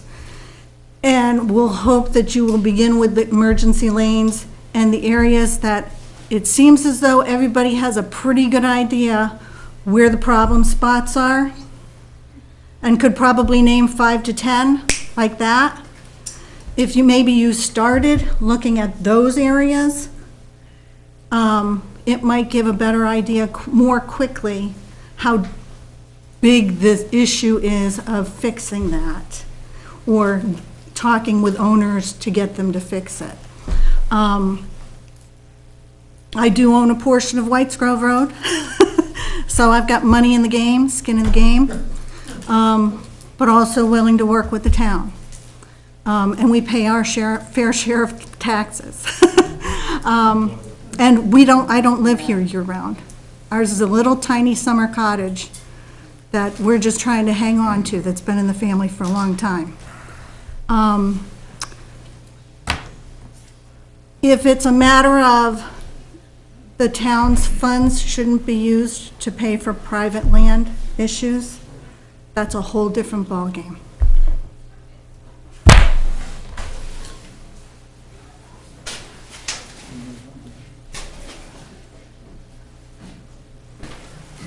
Good evening. I'm Ed Minyard, 92 Bardary Lane. I'd like to kind of add a little bit to what my neighbor Dearborn said back there. We talked about the width of the road and the standards that you perceive or are being proposed.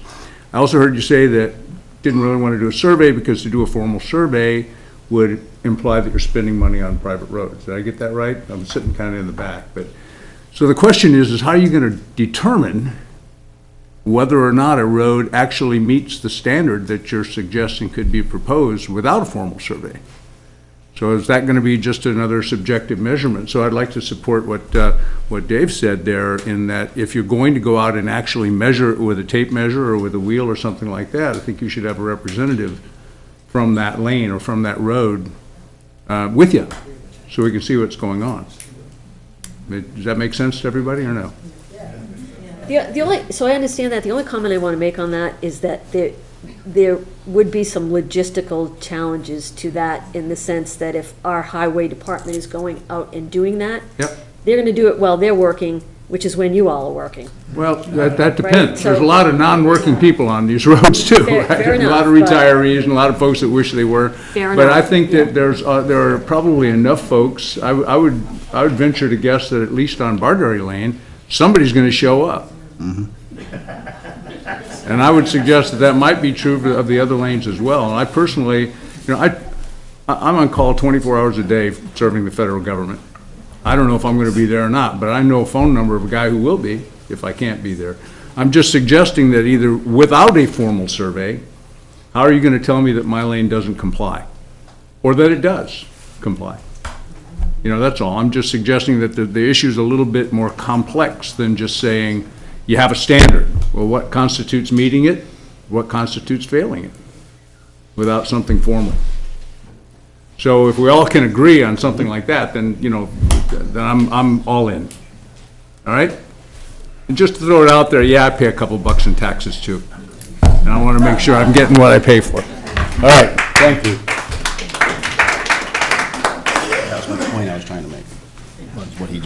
Yeah. Well, the thing is you'd have to have an accurate way of doing it if you're trying to apply the standard anyway, right? You'd have to have that measurement.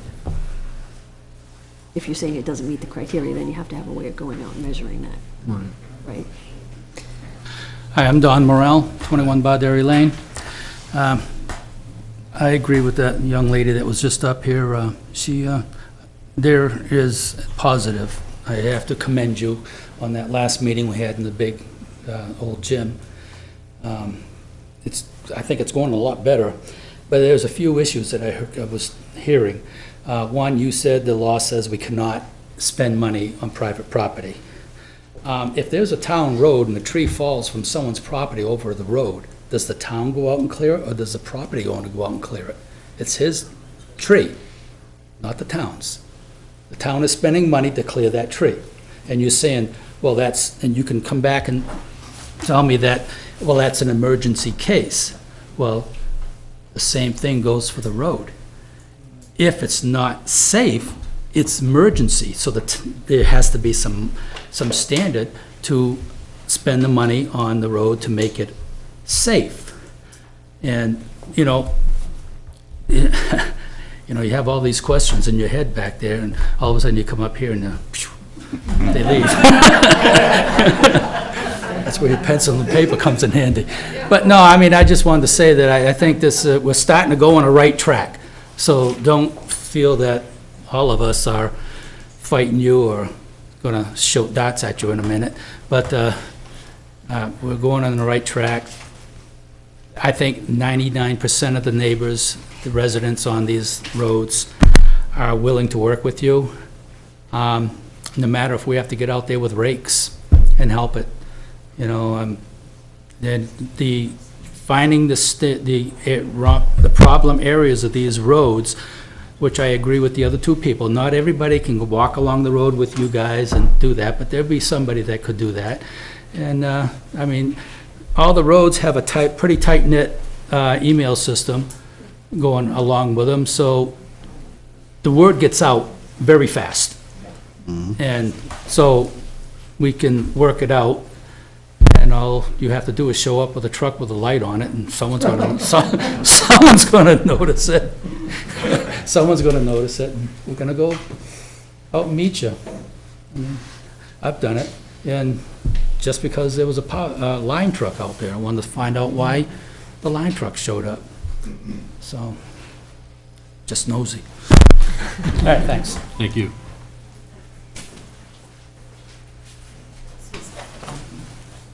Hi, my name is Nancy Smart. I live at 26 Russell Road. I too would like to say I'm glad to hear that we're making some peaceful progress here. I think that one of the questions may be a remedial question for me. I assume that you know exactly where all the roads are, what they are. Do you have a list of those that are available as a handout so that those of us who don't... Isn't it on the website? We know the names of all of the roads, and we have a pretty good idea of where the road actually is on a map. Okay.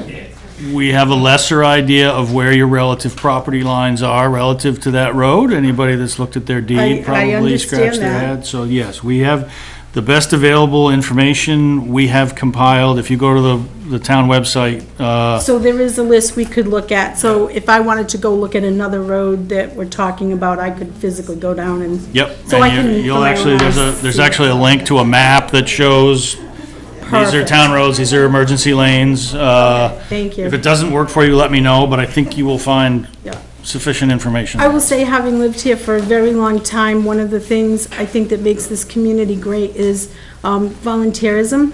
And I think that you will find that when you're ready to go out and look at these roads, that if you put the word out there, hey, we're going to be on such and such a road at such and such a time, whether it's a resident from that road or just another interested, invested citizen, they would be happy to find somebody to meet you out there. I know that there's an email network going on, so if that were put out there, you would have that. Whether it coincides with the timing schedule that you have, at least as the board, you could say, we put it out there that these are the times when we've invited, nobody showed up. So at least it would give us that opportunity.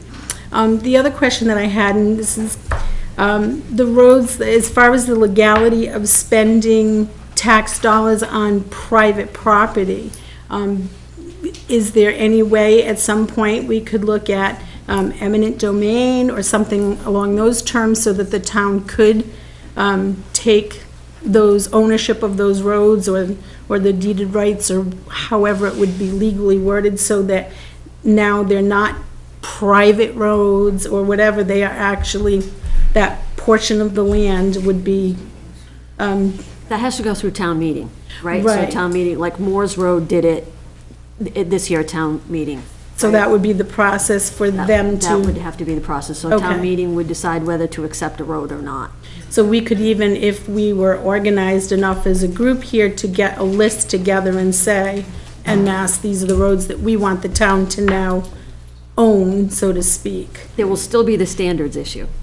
Correct, still be the correct. standards issue. Correct, but at least if they own it, because I've also heard you say, we own roads now that don't meet those standards that we're still responsible for, because the town already owns them. So I'm just looking at it from it, taking that legal concern that you had of spending tax dollars on private roads, where if they're no longer private roads, then we're legally covering ourselves that way. That was my thought process there, so. Other than that, yes, thank you for continuing to work hard and diligently with us. Obviously, this is a hot button issue because money is involved, and people get very emotional when money is involved. And especially when there's been a long track record, and we've never had an issue before, and now all of a sudden, our roads are in pretty deplorable shape. Although I think I broke the 6-minute mile. I made it down my road in less than 6 minutes. So, thank you. Thank you. Oops, there's one individual in front of you.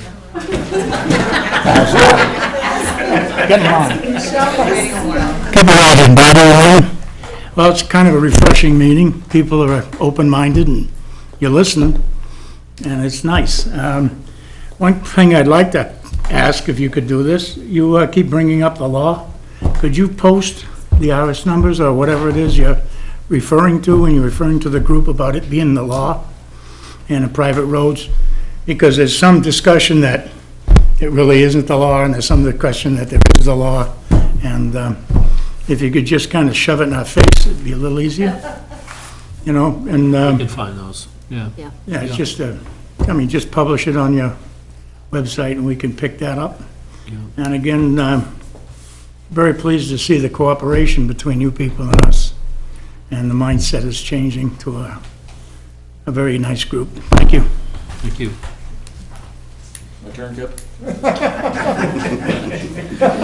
Run quick. Yep. All right, Garrett Stum, 34 Bardary. I would just encourage the group to, if you can keep the criteria simple, I would. Like, the worst thing you do is drive your big plow truck with a wing on it down there. I would encourage you to use whoever the operators are of that, because they know exactly where those spots are, and I would encourage you to keep it as simple as possible. The town doesn't really want to spend what'll could seriously end up costing $100,000 for a survey, really to just nail down what the 10, 15, who knows how many are, but the problem spots, they know where they are. And I'm guessing the plow truck is probably the worst out of any of our town vehicles. Like, the fire trucks probably have less of a problem than the plow truck with a wing on it. Right. I would just encourage you to use that criteria, and also to be, what Donna brought up earlier, to be darn sure of how many problems you are going to create if you adopt a set of standards without knowing what the inventory looks like right now. I'm an engineer for a federal agency that sometimes has challenges with vetting its standards at the highest level. And one portion of that the agency will make a standard that they didn't vet through the other ones, and then create a $500 million bill across the entire federal government by not coordinating that beforehand, because they didn't know how many things they were actually going to affect by setting that standard. So that's why I encourage you to please have a really solid idea of how many roads you're affecting when you adopt a set of criteria. I have a quick question, and that's, what guidance have you given so far to the new Public Works Director with respect to maintaining the roads? He's still getting his feet. You want to take that? Generally, he's getting his feet wet, and getting to know what's what, but generally, apply the same standards in the summer that you would in the winter, and that, the priority of, take care of the public facilities first, like we do with plowing, and then, school bus routes and town roads and, and emergency lanes are at the tail end of that. That's the standing, It's always been that know, way. Yeah. I'm wondering more so for the quality criteria, maybe not necessarily the priority order, but are you telling him like, hey, make it so that an ambulance could make it down this road, or what sort of?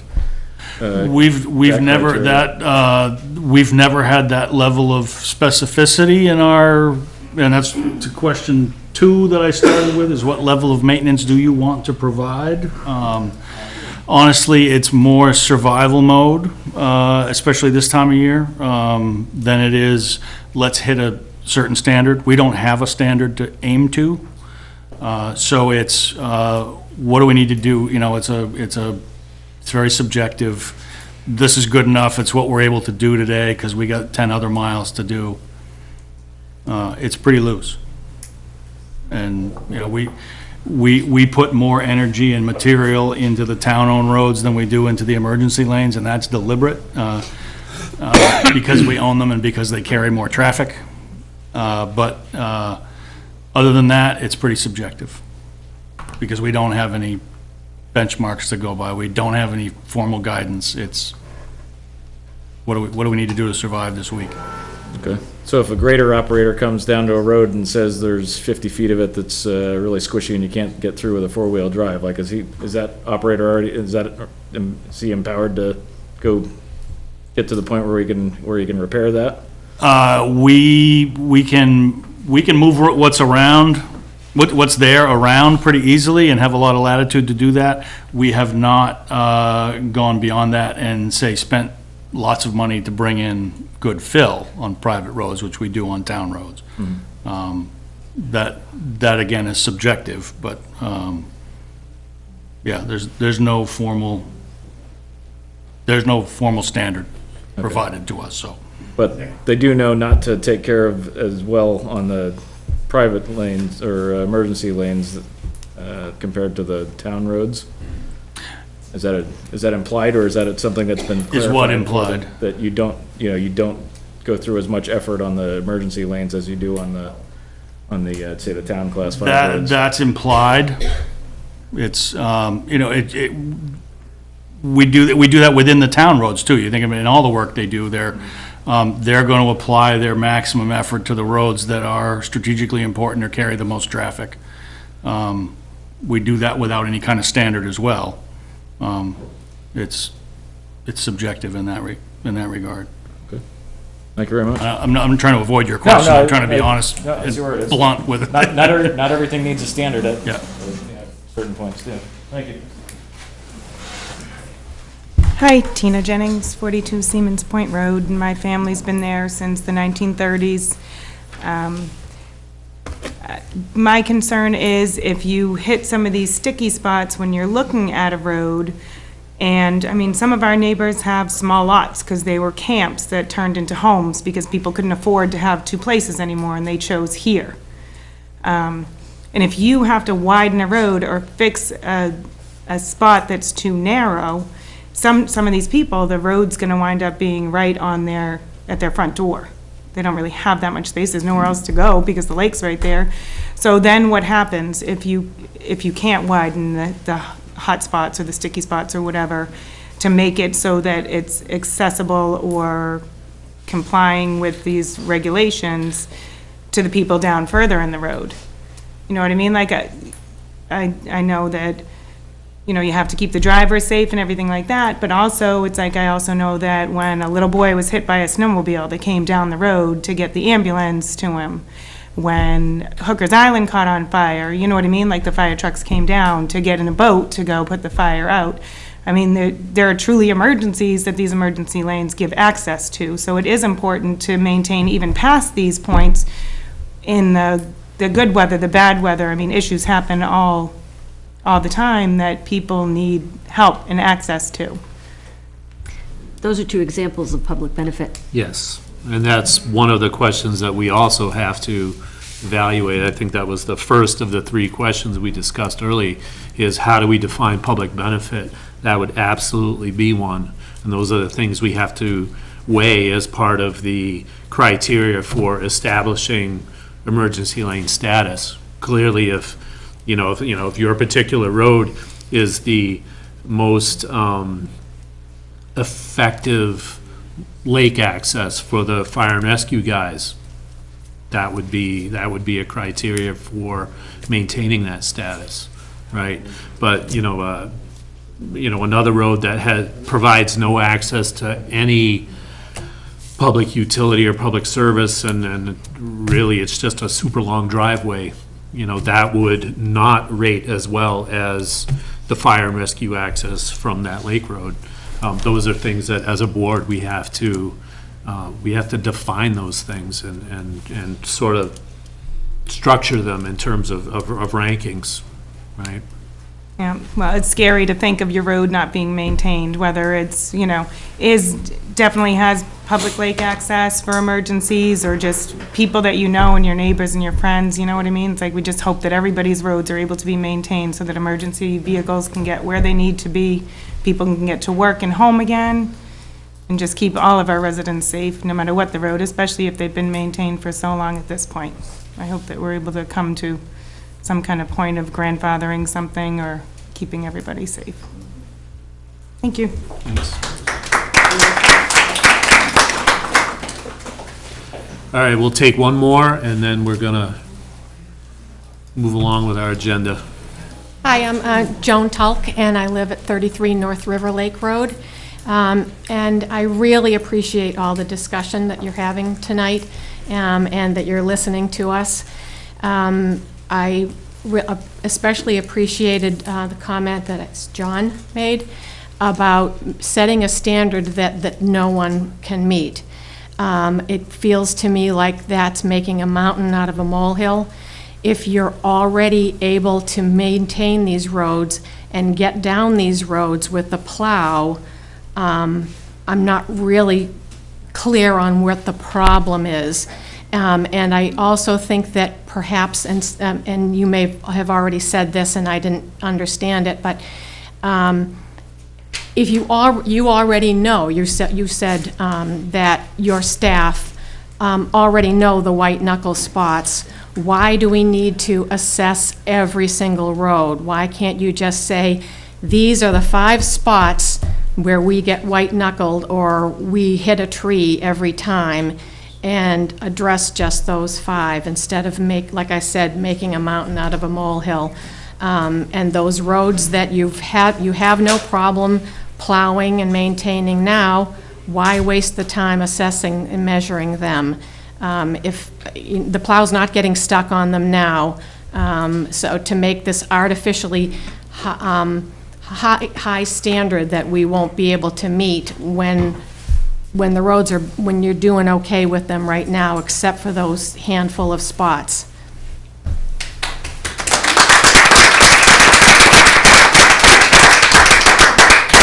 I thank you very much.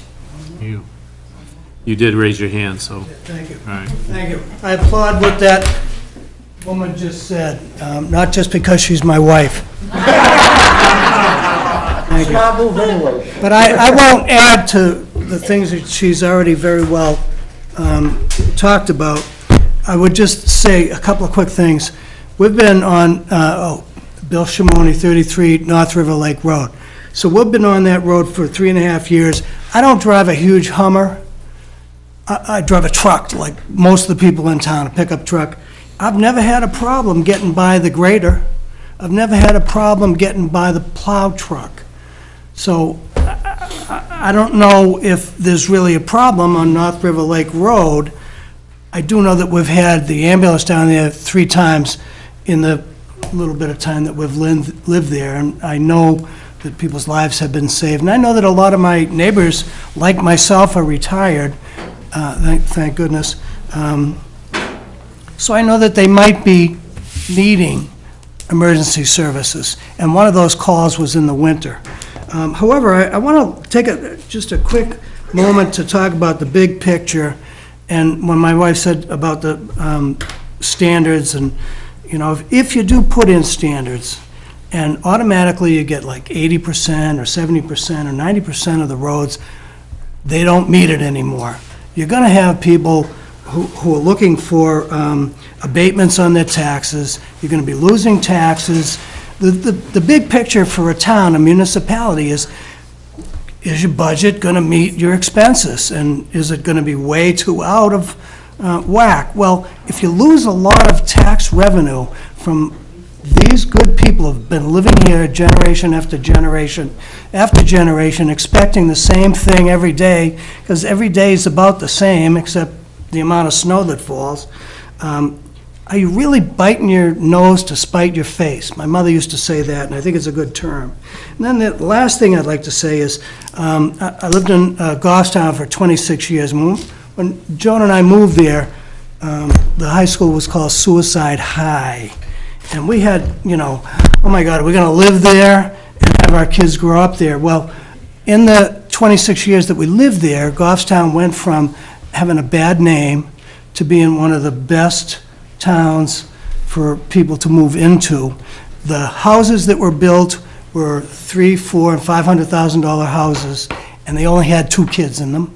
And when you look at the amount of taxes that a big, giant McMansion generates compared to a little cottage, I think it's paying a little bit more of its burden of taxes than not attracting anybody, or having the reputation of being the town that closes down roads, and why invest in that cottage, because we'll never be able to use it, and the roads will be closed, and let's just have it fall into disrepair. So I think it's a balance. Do you want to expand your tax base, or do you want to alienate your tax base and lose money, and in the end be the people that did that? I think we're a group that wants things better. It's 300 coming up. We want to see well, maybe we won't see 400. I know I won't, but, you know, we want the town to be still healthy and vibrant at the 400. So, thank you. Thank you.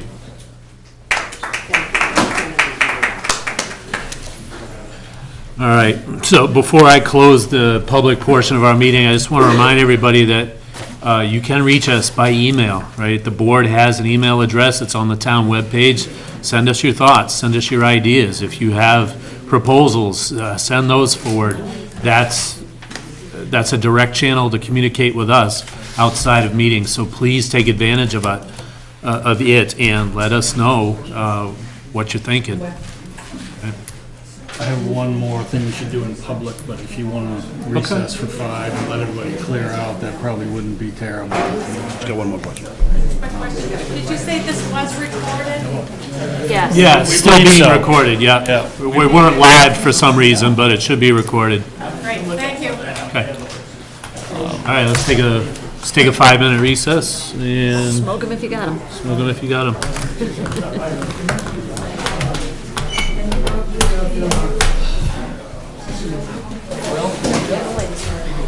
Yeah, I gotta use the facilities too. You can run out and grab some beer.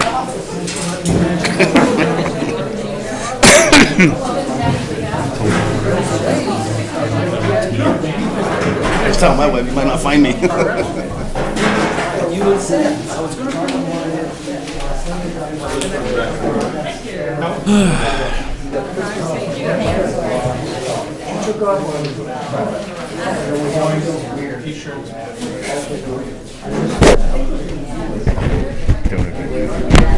Can't make everybody happy all the time. You gotta try to make most of us happy sometime. Not really, but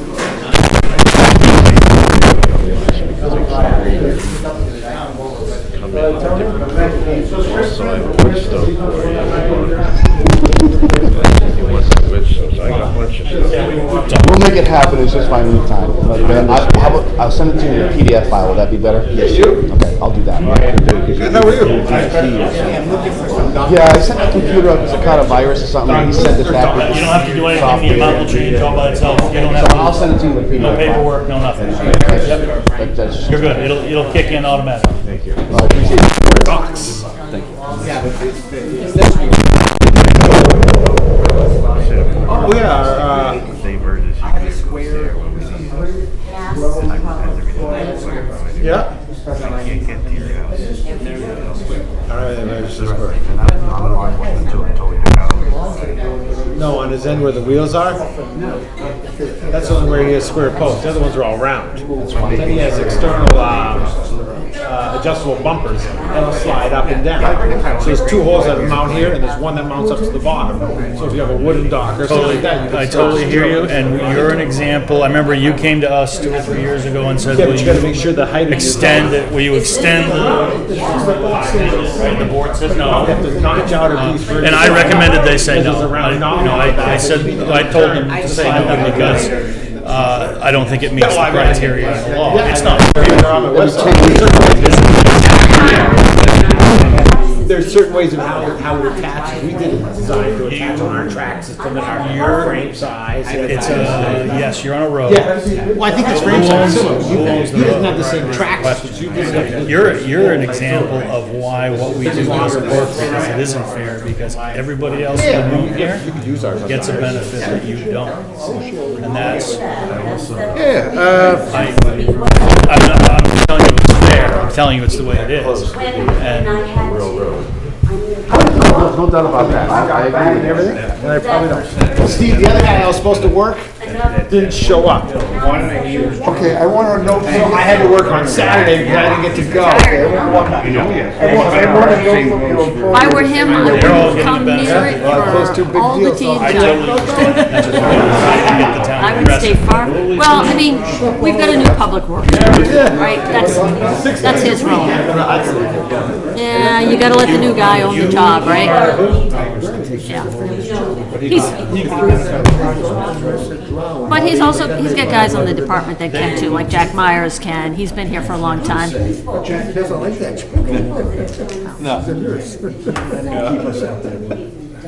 So I immediately wanted to go to it. I didn't set up, but I had to. We actually got a nice. Tony, let's get started. And we haven't solved it. That's why it keeps coming back. And you're an example of how what we do is arbitrary. Where your neighbor gets a service that you don't. And there's a whole side of town that is just like. All right, we're gonna move on with this meeting. But you're a perfect example of why what we're doing Going to the restroom? doesn't work. Quickly. That's.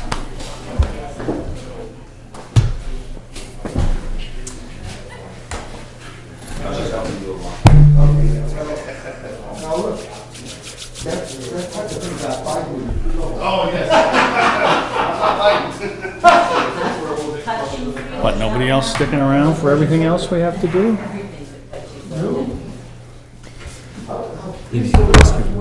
What's that? He needed rescue too. Oh, did he? Threw him. Oh, okay. His knees caught. I was trying to get him going to rescue you.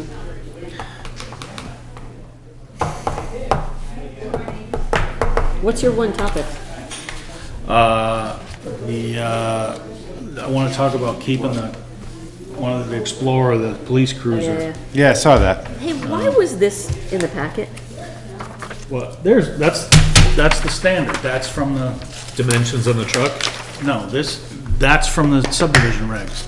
That's the road standard, Okay, okay. that's why it's in there. So why is, That's the truck, that's where I got the measurements.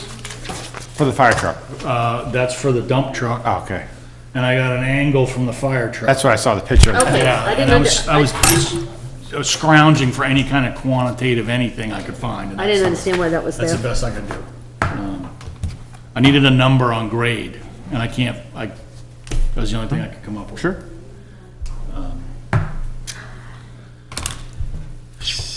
What are we going Be into? curious to know non-public what our White Mountain communities, they must have, because that's more of an issue for them, right? What? the grade of the road. I mean, they've got to go up Yeah. and down mountains with their plows and, you know. Yeah, I haven't found, I mean, I'm sure there's something out there, but, I don't know. Yeah, but you know, I'm also curious, what is the grade of Deerfield Parade Road when you're coming up from the boat, not the boat launch, from the bottom of that hill? I mean, it goes pretty steep and then levels Yeah. off, then goes up. Yeah. I mean, that's gonna be a pretty steep grade right there on that. Yeah. It's a real road. I know, but I'm just saying, though, that's a pretty steep It grade. is. Oh, yeah, no, asphalt changes everything. Yeah. It changes everything for our guys. Asphalt changes Oh, I'm everything. sure. I'm just saying, I'm just talking about grade-wise purposes. Oh, yeah, That's all. I'm sure it's a big number, yeah. And the state probably has a standard for their roads, because their roads are all real roads. Hey, Ben.